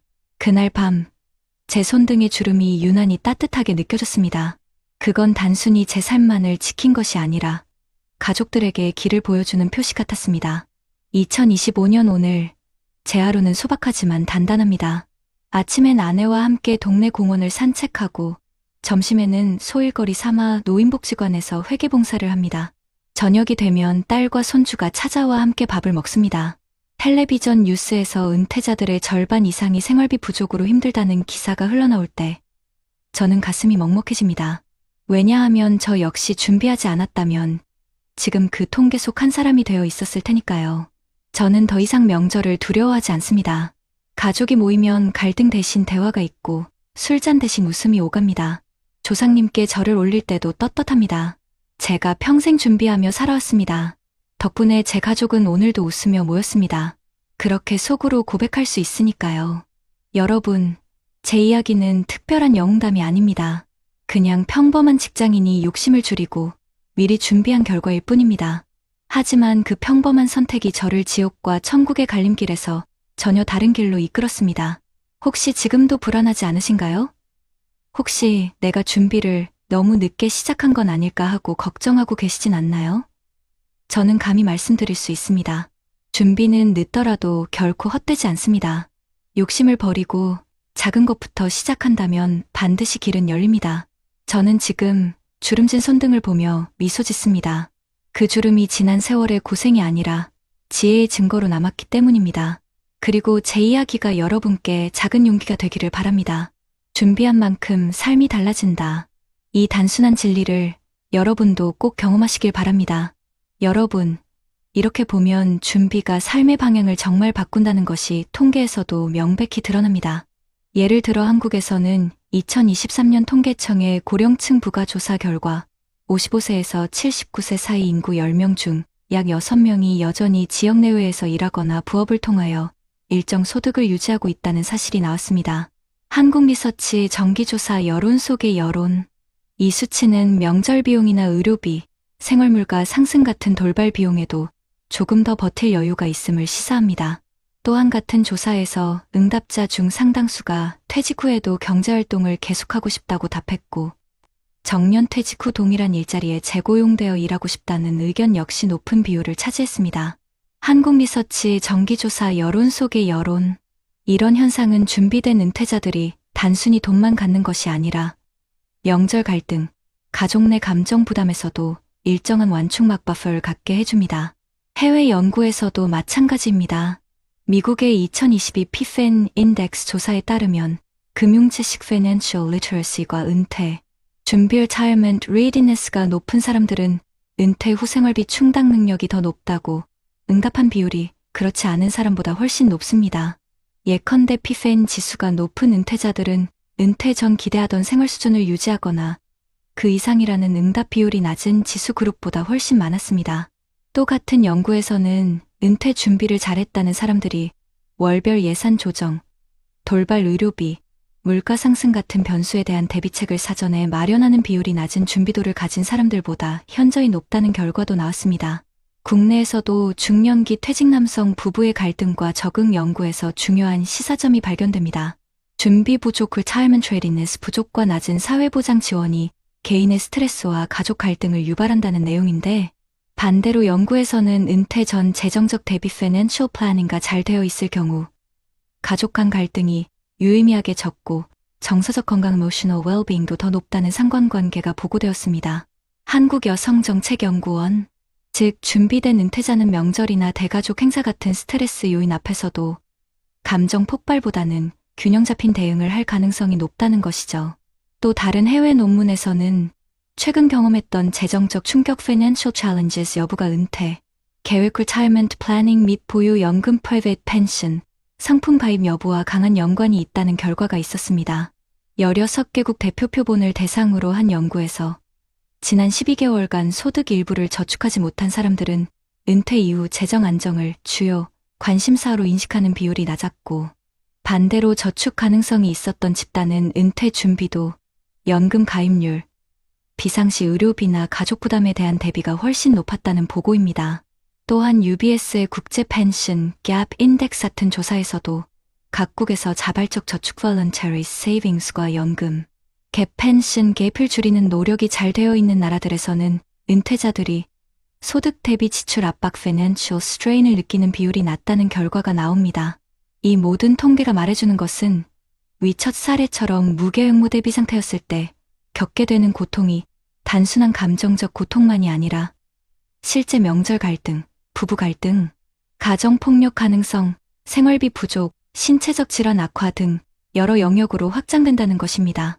반대로 준비된 사람은 통계적으로 명절 이후의 이혼율 증가나 가족 간 갈등 증가 추이에서 벗어날 가능성이 높고, 은퇴 후 기대 생활 수준이 유지되거나 그에 근접하는 삶을 살 확률도 훨씬 크다는 것이 여러 연구에서 공통적으로 나타납니다. 여러분, 지금까지 얘기한 첫 번째 사례나 대비 사례를 보면 문제는 단순히 개인의 의지뿐만 아니라 제도와 사회 구조도 함께 바뀌어야 한다는 것이 분명해집니다. 그래서 전문가들이나 정부, 지자체에서 제안하거나 이미 시행 중인 정책들을 보시면 우리가 현실에서 적용 가능한 방법들이 있습니다.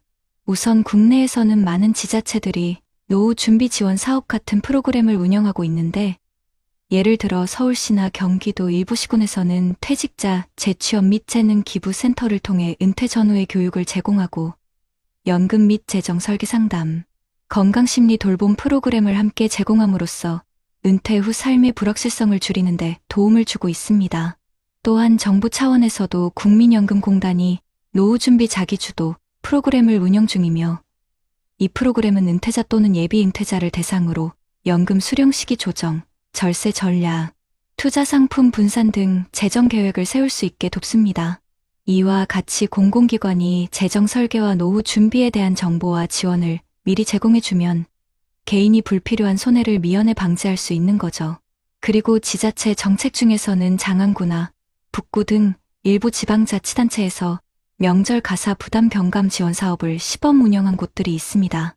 예컨대 명절 연휴 전후로 가사 도우미 지원 쿠폰을 제공하거나 지역복지관을 통해 명절 음식 만들기 워크숍을 열어서 여러 가구가 나누어 상차림을 준비하게 함으로써 한 사람에게 과도한 부담이 쏠리지 않도록 조정하는 정책이 있고, 또 명절 스트레스 케어 프로그램으로 상담사나 심리 전문가가 참선, 명상, 휴식 워크숍 등을 제공하여 감정 갈등이 폭발하는 것을 미리 완화시키는 시도도 있습니다.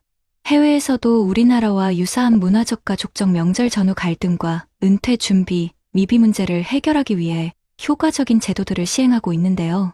예를 들어 미국에서는 SECR이 Act 2.0 같은 법안이 통과되어 중소기업이 직원들에게 은퇴 플랜을 시작할 때 세금 혜택을 주고, 자동 프리보트 엔롤먼트 제도를 강화해서 많은 근로자가 별도 선택 없이도 은퇴 준비 연금에 참여하게 만드는 구조입니다. 이 제도로 인해 은퇴 연금 가입률이 크게 늘었고, 은퇴 이후 생활비 부족으로 겪는 스트레스가 줄어들었다는 분석도 나왔습니다. 또한 유럽 일부 국가들, 예컨대 스웨덴이나 네덜란드에서는 퇴직 전 사회복지 교육과 은퇴 후 연계 커뮤니티, 센터 제공을 통해 은퇴자들이 명절이나 가족 행사에서 소외감을 느끼거나 역할 갈등로 컨플릭트를 겪지 않도록 사전에 준비시키는 프로그램이 활성화되어 있습니다. 이런 나라들에서는 연금 수령 조건, 의료비 보장, 주거 지원 등이 비교적 안정적으로 마련되어 있어서 명절 가족 간 갈등 문제가 은퇴자에게 큰 부담으로 작용하지 않는 경우가 많습니다. 이런 정책 및 전문가 의견들을 들었을 때 해결책으로 생각해 볼 수 있는 것들은 다음과 같습니다.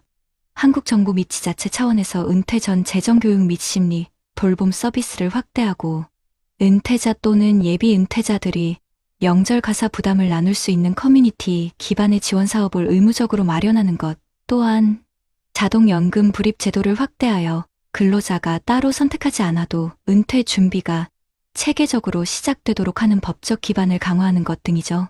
이런 정책이 제대로 작동하면 첫 번째 사례처럼 명절 한 번에 삶이 무너지는 일은 훨씬 줄어들 겁니다.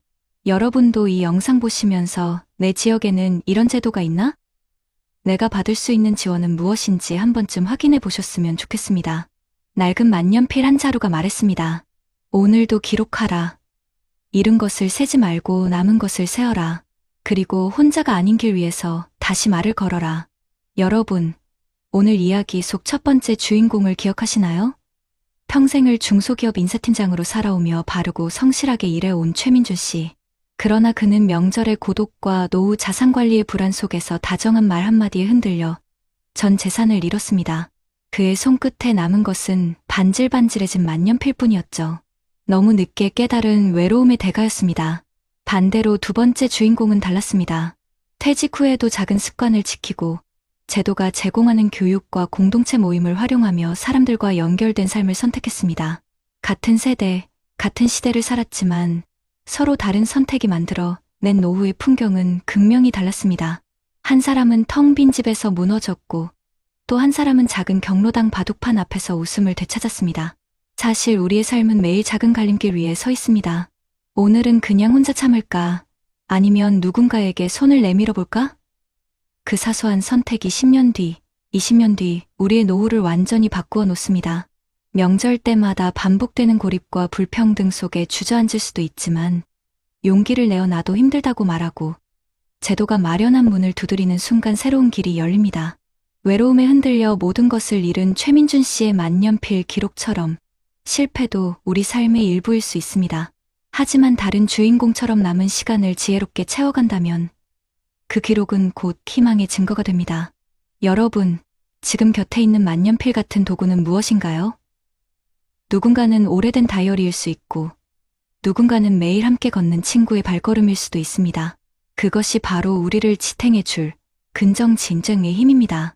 오늘 이 영상을 보시는 50대, 60대, 70대 여러분, 이제는 우리도 선택해야 합니다. 외로움에 무너질 것인가? 아니면 작은 연결을 시작해 행복한 노후를 만들어 갈 것인가? 행복한 노후를 맞은 사람들의 공통점은 거창한 재산이 아니라 관계와 준비를 지켜낸 것이었습니다. 통장을 지키고, 몸을 돌보고, 마음을 나누는 것. 그 세 가지를 지켜낸 사람들은 결국 웃음을 되찾았습니다. 반대로 그 세 가지를 놓친 사람들은 아무리 많은 재산이 있어도 외로움과 후회 속에서 무너져 내렸습니다. 오늘의 이야기가 우리에게 전하는 교훈은 단순합니다.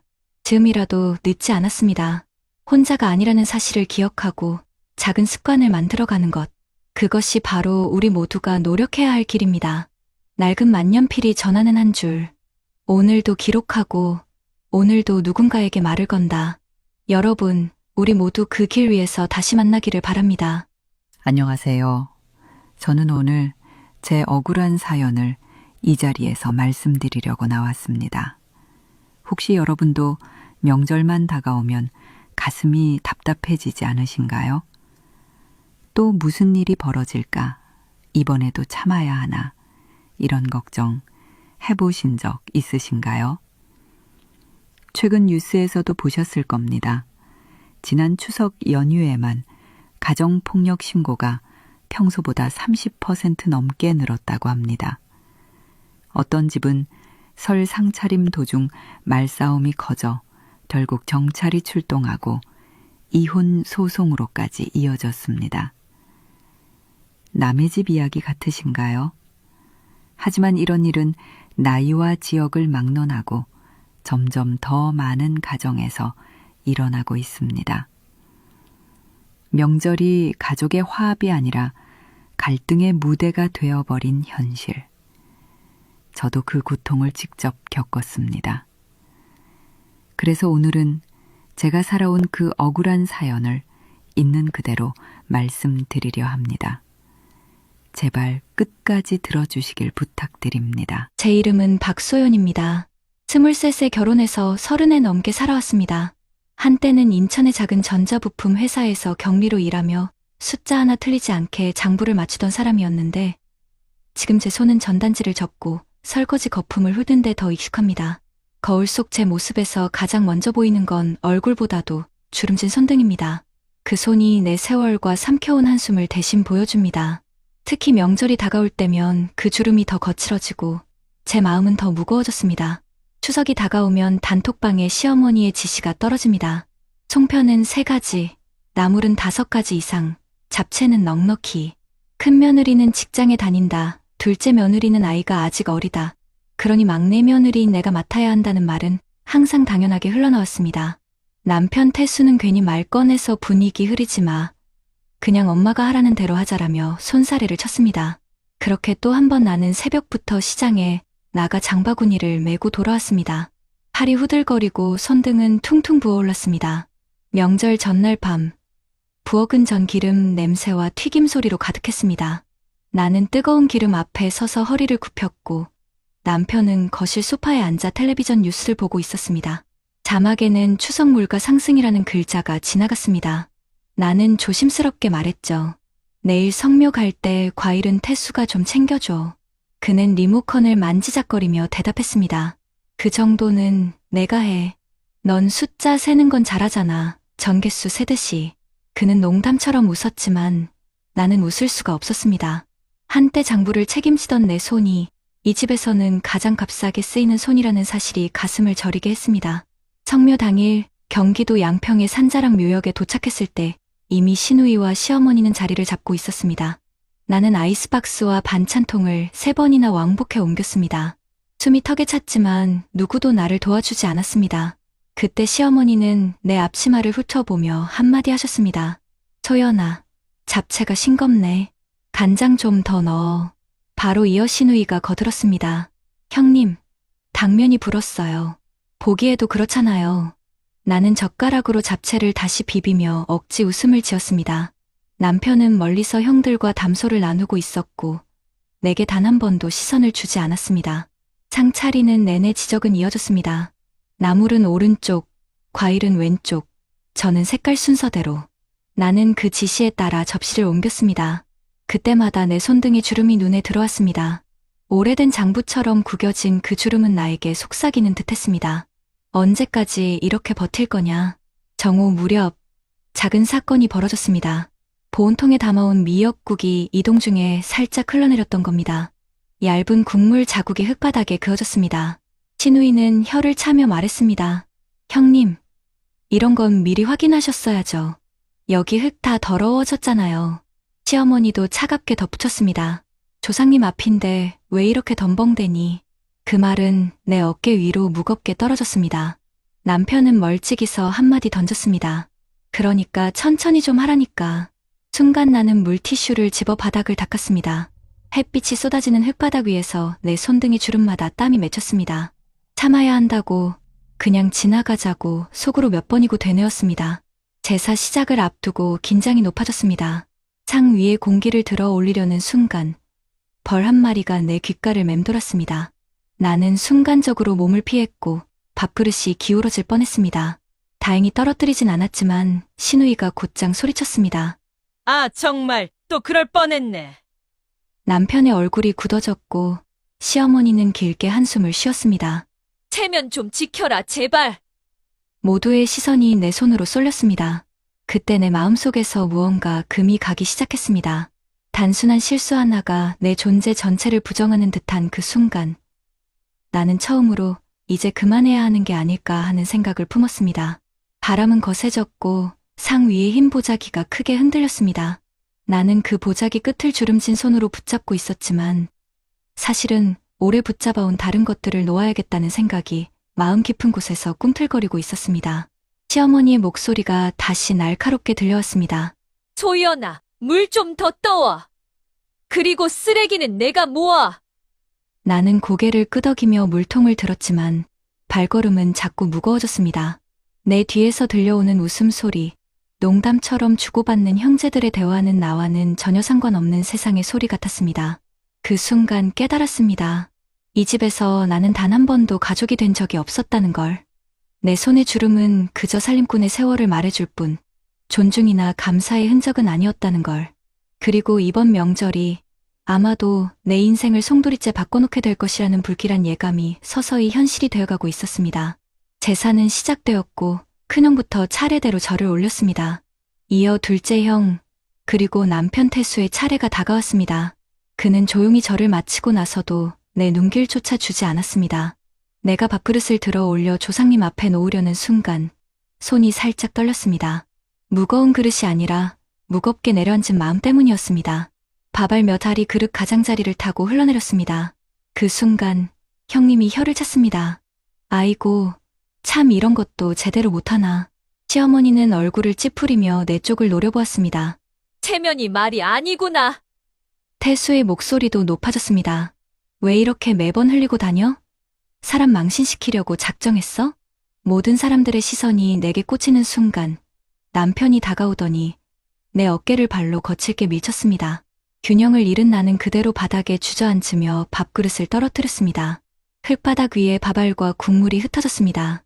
숨소리조차 멈춘 듯 정적이 흐르는 사이 귀에 쟁쟁하게 울린 건 형제들의 탄식과 시어머니의 차가운 목소리뿐이었습니다. 막내가 성격이 급해서 그렇지. 저런 건 금방 풀릴 거다. 그 말은 나를 위로하는 말이 아니었습니다. 남편을 감싸는 말이었죠. 나는 주저앉은 채 주름진 손등을 바라보았습니다. 흙먼지가 묻은 그 손은 이제 더 이상 참을 수 없다는 듯 떨리고 있었습니다. 아무도 내 편이 되어주지 않았습니다. 그저 내가 잘못했다고, 내가 덤벙댔다고 말할 뿐이었습니다. 아이조차 눈치를 보며 나를 바라봤습니다. 그 눈빛을 보는 순간 내 안에서 뭔가 무너져 내렸습니다. 나는 벌떡 일어나 흙먼지를 털지도 않은 채 휴대폰을 꺼냈습니다. 손가락이 떨리면서도 또렷하게 번호를 눌렀습니다. 여보세요, 경찰서죠? 방금 남편에게 폭행을 당했습니다. 조상님 묘소 앞 가족들이 다 목격자입니다. 순간 주변이 술렁였고 시누이는 소리쳤습니다. 지금 뭐 하는 거야? 가정사인데 창피하게. 시어머니도 달려와 내 손을 붙잡으며 애원했습니다. 작은 애야, 전화 끊어라. 이건 집안일이야. 하지만 나는 더 이상 주저하지 않았습니다. 집안일이라면서 왜 제 몸은 늘 상처투성이었을까요? 오늘은 못 참겠습니다. 잠시 후 경찰차가 산길을 따라 올라왔습니다. 남편은 당황해서 내 휴대폰을 빼앗으려 했지만 이미 늦었습니다. 경찰이 내 이름을 확인했고 나는 손목을 보여주었습니다. 땅에 넘어지며 삐끗한 자국이 붉게 번지고 있었습니다. 옆에서 누군가는 한숨을 쉬었고 누군가는 고개를 저었습니다. 하지만 그날 가족 중 단 한 명이 용기를 냈습니다. 둘째 형수, 나보다 몇 살 위의 언니 같은 사람은 망설이다가 조용히 말했습니다. 저도 봤습니다. 분명히 발로 강하게 밀쳤습니다. 그리고 이런 일이 처음이 아닙니다. 그 말이 울려 퍼지자 남편의 얼굴은 순식간에 창백해졌습니다. 가족들은 당황했고 시어머니는 나를 노려보며 속삭였습니다. 내가 결국 집안을 망치는구나. 며칠 후 나는 결국 이혼 소송을 제기했습니다. 법정에 서면서도 손이 떨렸지만 내 곁에는 증언을 자처한 형수가 있었습니다. 남편의 과거 폭력 전력까지 드러나자 법정 분위기는 바뀌었습니다. 판결은 내게 유리하게 흘러갔습니다. 재산의 절반과 아이 양육권, 그리고 위자료까지. 나는 처음으로 법이 나를 지켜주는구나라는 생각을 했습니다. 그 순간 주름진 내 손이 처음으로 따뜻하게 느껴졌습니다. 스스로를 위해 무언가를 쟁취한 손, 나와 아이를 지켜낸 손이었으니까요. 그러나 남편의 삶은 무너져 내렸습니다. 직장에서도 소문이 퍼졌고 그는 승진해서 밀려났습니다. 결국 스스로 사표를 내고 작은 원룸으로 밀려났습니다. 가족들조차 예전처럼 그를 감싸주지 않았습니다. 그가 잃은 건 재산과 직장뿐만이 아니었습니다. 체면과 신뢰, 그리고 함께 살던 가족까지 모두 잃어버렸습니다. 반면 나는 아이와 함께 작은 아파트로 이사했습니다. 처음엔 막막했지만 여성인력개발센터에서 상담을 받으며 새로운 길을 찾았습니다. 어릴 적부터 꽃을 좋아했던 기억을 떠올리고 플로리스트 과정을 배우기 시작했습니다.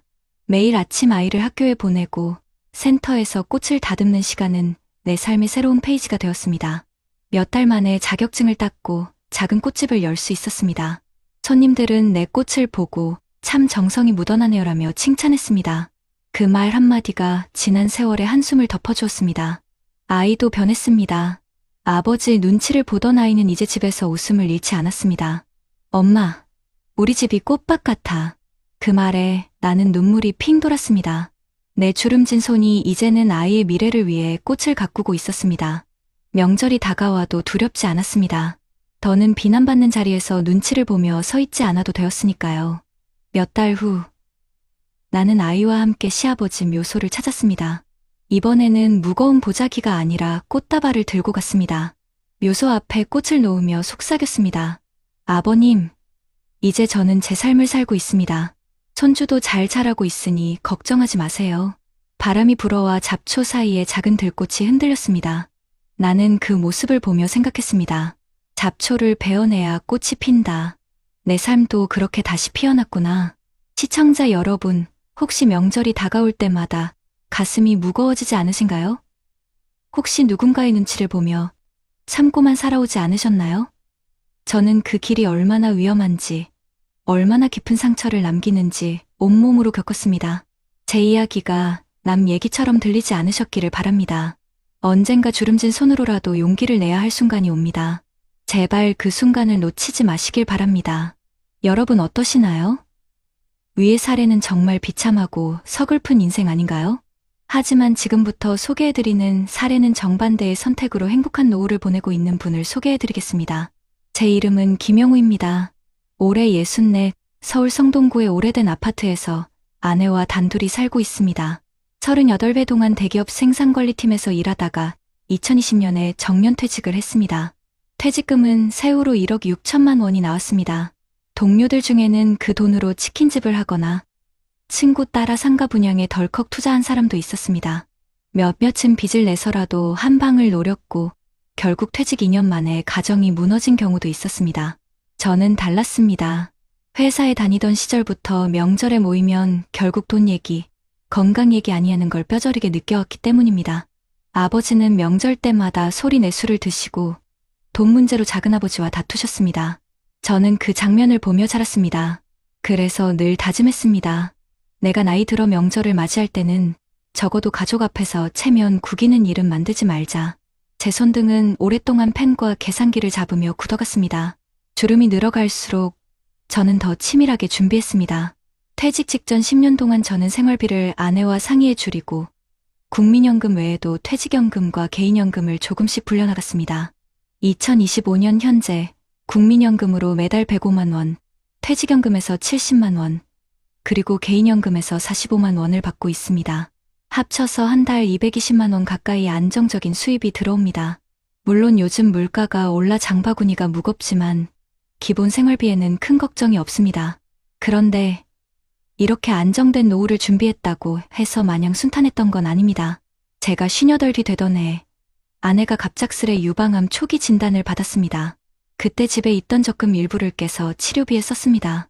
직장 동료 몇몇은 보험 안 들어놨냐, 괜히 돈 허비하는 거 아니냐라고 했습니다. 하지만 다행히 조기 발견이었고 수술과 방사선 치료를 잘 마쳤습니다. 아내는 건강을 회복했고 저는 그 순간 확신했습니다.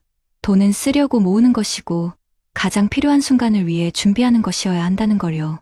퇴직 후 몇 달이 지났을 때 친구 몇 명이 찾아왔습니다. 영호야, 요즘 비트코인 다시 오른다더라. 퇴직금 남은 건 어차. 나 아는 지인 통해서 경기도에 땅 하나 들어갈 수 있는데 지금 안 하면 후회한다. 그때 저는 단호히 거절했습니다. 제 아버지가 명절 술자리에서 땅 사라, 주식 사라 했다가 몇 번이나 속을 썩은 걸 봐왔으니까요. 저는 대신 서울의 노후된 아파트를 팔고 같은 단지 재건축 조합에 가입했습니다. 안전하게 눈앞의 수익이 아니라 10년 뒤를 본 선택이었습니다. 명절이 다가올 때마다 저는 아내와 딸아이에게 말했습니다. 우리는 절대 명절 때문에 다투지 말자. 음식은 간단히 하고 제사도 형식에 얽매이지 말자. 오히려 살아있는 가족이 건강하게 밥 먹는 게 조상님이 더 기뻐하실 거다. 처음엔 시어머니가 반대했습니다. 큰 집인데 그렇게 대충 하면 되겠냐. 하지만 저는 정중히 말씀드렸습니다. 어머니, 지금은 시대가 바뀌었습니다. 저희도 몸과 마음을 지켜야 합니다. 시간이 흘러 시누이와 사촌들도 점점 동의하게 되었고 결국 명절 상차림은 절반 이하로 줄었습니다. 물론 갈등이 없었던 건 아닙니다. 설날 아침 작은 형이 술잔을 기울이며 이렇게 말했습니다. 형은 돈 버는 데만 관심 많았지? 재미없이 산 거 아냐? 순간 속이 쓰렸습니다. 하지만 저는 웃으며 대답했습니다. 재미보다 중요한 건 안전이지. 나도 내 손주가 눈치 보며 명절 보내는 건 원치 않아. 작은 형은 처음엔 못마땅해 했지만 몇 해가 지나 그의 가게가 폐업하면서 제 말에 고개를 끄덕였습니다. 2022년 추석에는 이런 일이 있었습니다. 아내가 명절 준비 중 허리를 삐끗했는데 예전 같았으면 그냥 참아라 했을 남편이었을 제가 직접 장을 보고 전을 부쳤습니다. 딸아이가 그 모습을 보고 말했습니다. 아빠, 이렇게 집안일 하는 모습 처음 본다. 보기 좋아요. 그 말 한마디에 지난 세월의 준비가 헛되지 않았음을 느꼈습니다. 아내는 여전히 내 손등을 보며 주름은 늘었지만 마음은 더 단단해졌다고 말했습니다. 제게도 위기의 순간은 있었습니다. 은행 이자가 오르면서 저축의 가치가 줄어들던 때였습니다. 지인들은 빚내서라도 집 두 채는 있어야 한다고 했습니다. 하지만 저는 무리하지 않았습니다. 퇴직금 절반은 채권형 펀드에 절반은 연금저축 계좌에 넣었습니다. 수익은 크지 않았지만 꾸준했습니다. 그리고 2025년 지금 친구들 중 일부는 빚에 허덕이고 있지만 저는 한 달 생활비와 의료비를 걱정 없이 쓰고 있습니다. 이런 저희 선택이 가족에게 어떤 차이를 만들었을까요? 명절날 우리 집은 더 이상 눈치와 갈등이 아니라 웃음과 대화가 가득합니다. 손주들은 할아버지, 할머니 손잡고 한강공원에 나가 연날리고 딸은 제게 농담처럼 말합니다. 아빠, 진짜 준비성갑이네. 덕분에 우리가 이렇게 편한 거잖아. 저는 그 말이 제 인생 최고의 칭찬이라고 생각합니다. 하지만 여기까지 오기까지는 수없이 흔들렸습니다. 친구의 유혹, 가족의 압박, 그리고 내 안의 불안까지. 그럼에도 지켜낸 건 안정이었습니다. 주름진 내 손등은 더 이상 부끄러운 상처의 기록이 아니라 지혜로운 선택의 증거가 되어 있었습니다. 2023년 겨울, 제게도 또 한 번의 시험대가 찾아왔습니다. 갑작스러운 허리디스크 악화로 2달 가까이 침대에 누워 지내야 했습니다. 움직이지 못하니 마음은 불안했고 이제 진짜 끝인가 하는 두려움이 몰려왔습니다. 하지만 놀라운 건 그 순간에도 생활이 크게 흔들리지 않았다는 사실이었습니다.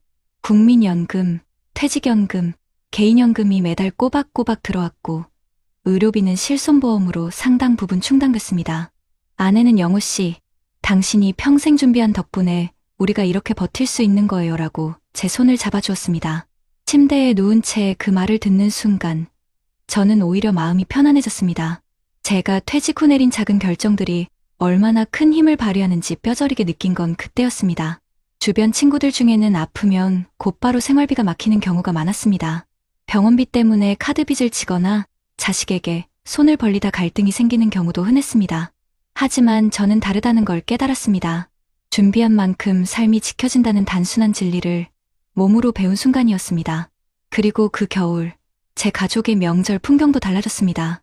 예전 같으면 제사상 차리느라 부엌에서 허리까지 굽혀 일했을 아내가 이번에는 소파에 앉아 손주와 웃고 있었습니다. 음식은 간소하게 준비했고 부족하면 근처 식당에서 포장해와 함께 나눴습니다. 그런데도 조상님께 절을 올리는 분위기는 전혀 흐트러지지 않았습니다. 오히려 서로 웃고 대화하는 시간이 훨씬 길어졌습니다. 딸은 말했습니다. 아빠, 우리가 명절을 두려워하지 않게 된 건 아빠가 우리 가정을 바꿔놨기 때문이에요. 절정의 순간은 퇴직 후 3번째 맞은 추석에 찾아왔습니다. 작은 형 부부가 경제 문제로 크게 다퉜다는 소식이 들려왔습니다. 상가 투자에 실패의 빚이 불어나고 결국 이혼까지 갔다는 이야기였습니다. 그날 저녁 작은 형이 술에 취해 제 집 앞에 찾아왔습니다. 형, 난 왜 이렇게 됐을까? 형은 어떻게 그렇게 버티는 거야? 그가 울먹이며 묻는 모습을 보며 저는 지난 세월 제 선택이 옳았음을 다시금 확인했습니다. 저는 그에게 말했습니다. 나는 크게 번 건 없지만 크게 잃지도 않았어.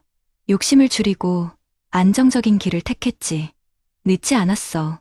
즈음이라도 다시 시작하면 돼. 작은 형은 한참을 울다 돌아갔습니다. 그날 밤, 제 손등의 주름이 유난히 따뜻하게 느껴졌습니다. 그건 단순히 제 삶만을 지킨 것이 아니라 가족들에게 길을 보여주는 표시 같았습니다. 2025년 오늘, 제 하루는 소박하지만 단단합니다. 아침엔 아내와 함께 동네 공원을 산책하고 점심에는 소일거리 삼아 노인복지관에서 회계봉사를 합니다. 저녁이 되면 딸과 손주가 찾아와 함께 밥을 먹습니다. 텔레비전 뉴스에서 은퇴자들의 절반 이상이 생활비 부족으로 힘들다는 기사가 흘러나올 때 저는 가슴이 먹먹해집니다. 왜냐하면 저 역시 준비하지 않았다면 지금 그 통계 속 한 사람이 되어 있었을 테니까요. 저는 더 이상 명절을 두려워하지 않습니다. 가족이 모이면 갈등 대신 대화가 있고 술잔 대신 웃음이 오갑니다. 조상님께 절을 올릴 때도 떳떳합니다. 제가 평생 준비하며 살아왔습니다. 덕분에 제 가족은 오늘도 웃으며 모였습니다. 그렇게 속으로 고백할 수 있으니까요. 여러분, 제 이야기는 특별한 영웅담이 아닙니다. 그냥 평범한 직장인이 욕심을 줄이고 미리 준비한 결과일 뿐입니다. 하지만 그 평범한 선택이 저를 지옥과 천국의 갈림길에서 전혀 다른 길로 이끌었습니다. 혹시 지금도 불안하지 않으신가요? 혹시 내가 준비를 너무 늦게 시작한 건 아닐까 하고 걱정하고 계시진 않나요? 저는 감히 말씀드릴 수 있습니다. 준비는 늦더라도 결코 헛되지 않습니다. 욕심을 버리고 작은 것부터 시작한다면 반드시 길은 열립니다. 저는 지금 주름진 손등을 보며 미소 짓습니다. 그 주름이 지난 세월의 고생이 아니라 지혜의 증거로 남았기 때문입니다. 그리고 제 이야기가 여러분께 작은 용기가 되기를 바랍니다. 준비한 만큼 삶이 달라진다. 이 단순한 진리를 여러분도 꼭 경험하시길 바랍니다. 여러분, 이렇게 보면 준비가 삶의 방향을 정말 바꾼다는 것이 통계에서도 명백히 드러납니다. 예를 들어 한국에서는 2023년 통계청의 고령층 부가 조사 결과 55세에서 79세 사이 인구 10명 중 약 6명이 여전히 지역 내외에서 일하거나 부업을 통하여 일정 소득을 유지하고 있다는 사실이 나왔습니다. 한국리서치 정기조사 여론 속의 여론. 이 수치는 명절 비용이나 의료비, 생활물가 상승 같은 돌발 비용에도 조금 더 버틸 여유가 있음을 시사합니다. 또한 같은 조사에서 응답자 중 상당수가 퇴직 후에도 경제활동을 계속하고 싶다고 답했고, 정년 퇴직 후 동일한 일자리에 재고용되어 일하고 싶다는 의견 역시 높은 비율을 차지했습니다. 한국리서치 정기조사 여론 속의 여론. 이런 현상은 준비된 은퇴자들이 단순히 돈만 갖는 것이 아니라 명절 갈등, 가족 내 감정 부담에서도 일정한 완충막 버퍼를 갖게 해줍니다. 해외 연구에서도 마찬가지입니다. 미국의 2022 피펜 인덱스 조사에 따르면 금융지식 Financial Literacy과 은퇴, 준비 Retirement Readiness가 높은 사람들은 은퇴 후 생활비 충당 능력이 더 높다고 응답한 비율이 그렇지 않은 사람보다 훨씬 높습니다. 예컨대 피펜 지수가 높은 은퇴자들은 은퇴 전 기대하던 생활 수준을 유지하거나 그 이상이라는 응답 비율이 낮은 지수 그룹보다 훨씬 많았습니다. 또 같은 연구에서는 은퇴 준비를 잘했다는 사람들이 월별 예산 조정, 돌발 의료비, 물가 상승 같은 변수에 대한 대비책을 사전에 마련하는 비율이 낮은 준비도를 가진 사람들보다 현저히 높다는 결과도 나왔습니다. 국내에서도 중년기 퇴직 남성 부부의 갈등과 적응 연구에서 중요한 시사점이 발견됩니다.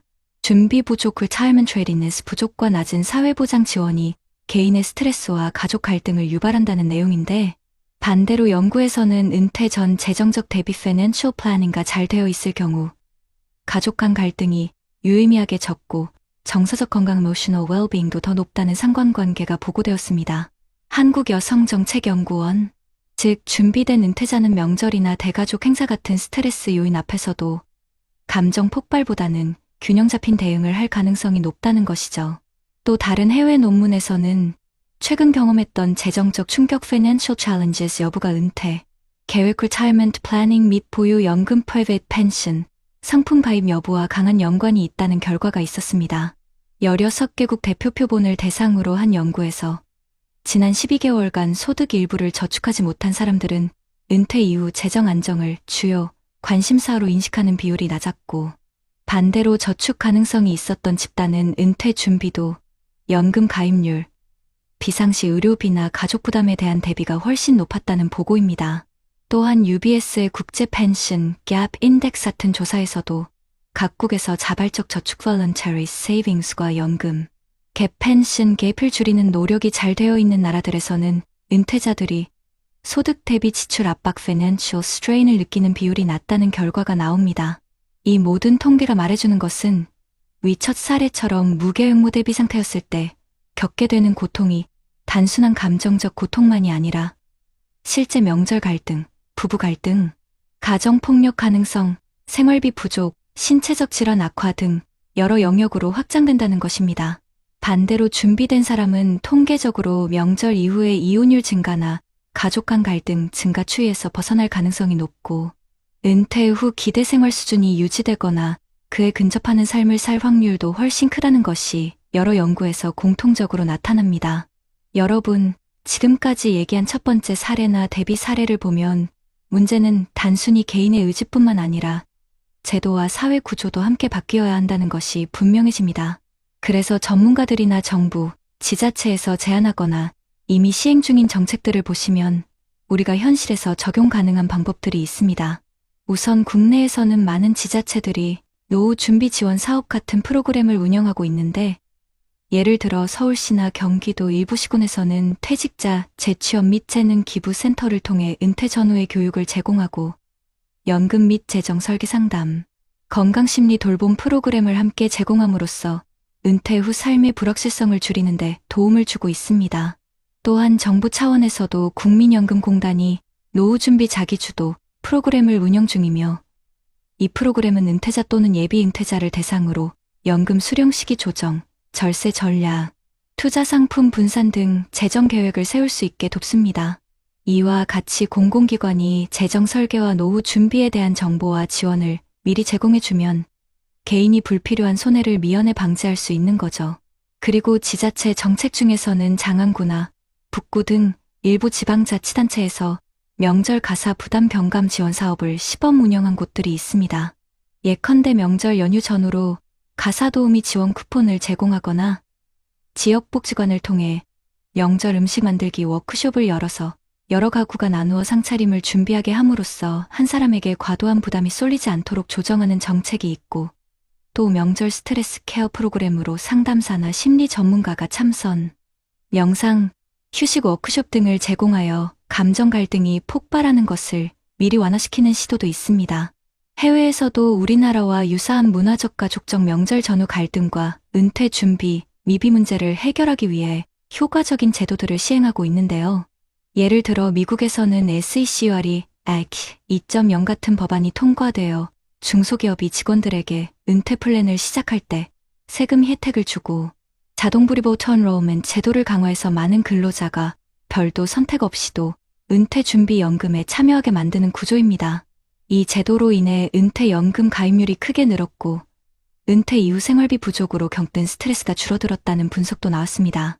또한 유럽 일부 국가들, 예컨대 스웨덴이나 네덜란드에서는 퇴직 전 사회복지 교육과 은퇴 후 연계 커뮤니티 센터 제공을 통해 은퇴자들이 명절이나 가족 행사에서 소외감을 느끼거나 역할 갈등 로우 컨플릭트를 겪지 않도록 사전에 준비시키는 프로그램이 활성화되어 있습니다. 이런 나라들에서는 연금 수령 조건, 의료비 보장, 주거 지원 등이 비교적 안정적으로 마련되어 있어서 명절 가족 간 갈등 문제가 은퇴자에게 큰 부담으로 작용하지 않는 경우가 많습니다. 이런 정책 및 전문가 의견들을 들었을 때 해결책으로 생각해 볼 수 있는 것들은 다음과 같습니다. 한국 정부 및 지자체 차원에서 은퇴 전 재정교육 및 심리, 돌봄 서비스를 확대하고, 은퇴자 또는 예비 은퇴자들이 명절 가사 부담을 나눌 수 있는 커뮤니티 기반의 지원 사업을 의무적으로 마련하는 것, 또한 자동연금 불입 제도를 확대하여 근로자가 따로 선택하지 않아도 은퇴 준비가 체계적으로 시작되도록 하는 법적 기반을 강화하는 것 등이죠. 이런 정책이 제대로 작동하면 첫 번째 사례처럼 명절 한 번에 삶이 무너지는 일은 훨씬 줄어들 겁니다. 여러분도 이 영상 보시면서 내 지역에는 이런 제도가 있나? 내가 받을 수 있는 지원은 무엇인지 한 번쯤 확인해 보셨으면 좋겠습니다. 낡은 만년필 한 자루가 말했습니다. 오늘도 기록하라. 잃은 것을 세지 말고 남은 것을 세어라. 그리고 혼자가 아닌 길 위에서 다시 말을 걸어라. 여러분, 오늘 이야기 속 첫 번째 주인공을 기억하시나요? 평생을 중소기업 인사팀장으로 살아오며 바르고 성실하게 일해온 최민준 씨. 그러나 그는 명절의 고독과 노후 자산관리의 불안 속에서 다정한 말 한마디에 흔들려 전 재산을 잃었습니다. 그의 손끝에 남은 것은 반질반질해진 만년필뿐이었죠. 너무 늦게 깨달은 외로움의 대가였습니다. 반대로 두 번째 주인공은 달랐습니다. 퇴직 후에도 작은 습관을 지키고 제도가 제공하는 교육과 공동체 모임을 활용하며 사람들과 연결된 삶을 선택했습니다. 같은 세대, 같은 시대를 살았지만 서로 다른 선택이 만들어 낸 노후의 풍경은 극명히 달랐습니다. 한 사람은 텅 빈 집에서 무너졌고 또 한 사람은 작은 경로당 바둑판 앞에서 웃음을 되찾았습니다. 사실 우리의 삶은 매일 작은 갈림길 위에 서 있습니다. 오늘은 그냥 혼자 참을까? 아니면 누군가에게 손을 내밀어 볼까? 그 사소한 선택이 10년 뒤, 20년 뒤 우리의 노후를 완전히 바꾸어 놓습니다. 명절 때마다 반복되는 고립과 불평등 속에 주저앉을 수도 있지만 용기를 내어 나도 힘들다고 말하고 제도가 마련한 문을 두드리는 순간 새로운 길이 열립니다. 외로움에 흔들려 모든 것을 잃은 최민준 씨의 만년필 기록처럼 실패도 우리 삶의 일부일 수 있습니다. 하지만 다른 주인공처럼 남은 시간을 지혜롭게 채워간다면 그 기록은 곧 희망의 증거가 됩니다. 여러분, 지금 곁에 있는 만년필 같은 도구는 무엇인가요? 누군가는 오래된 다이어리일 수 있고 누군가는 매일 함께 걷는 친구의 발걸음일 수도 있습니다. 그것이 바로 우리를 지탱해줄 근정 진정의 힘입니다. 오늘 이 영상을 보시는 50대, 60대, 70대 여러분, 이제는 우리도 선택해야 합니다. 외로움에 무너질 것인가? 아니면 작은 연결을 시작해 행복한 노후를 만들어 갈 것인가? 행복한 노후를 맞은 사람들의 공통점은 거창한 재산이 아니라 관계와 준비를 지켜낸 것이었습니다. 통장을 지키고, 몸을 돌보고, 마음을 나누는 것. 그 세 가지를 지켜낸 사람들은 결국 웃음을 되찾았습니다. 반대로 그 세 가지를 놓친 사람들은 아무리 많은 재산이 있어도 외로움과 후회 속에서 무너져 내렸습니다. 오늘의 이야기가 우리에게 전하는 교훈은 단순합니다. 지금이라도 늦지 않았습니다. 혼자가 아니라는 사실을 기억하고 작은 습관을 만들어가는 것. 그것이 바로 우리 모두가 노력해야 할 길입니다. 낡은 만년필이 전하는 한 줄. 오늘도 기록하고 오늘도 누군가에게 말을 건다. 여러분, 우리 모두 그 길 위에서 다시 만나기를 바랍니다.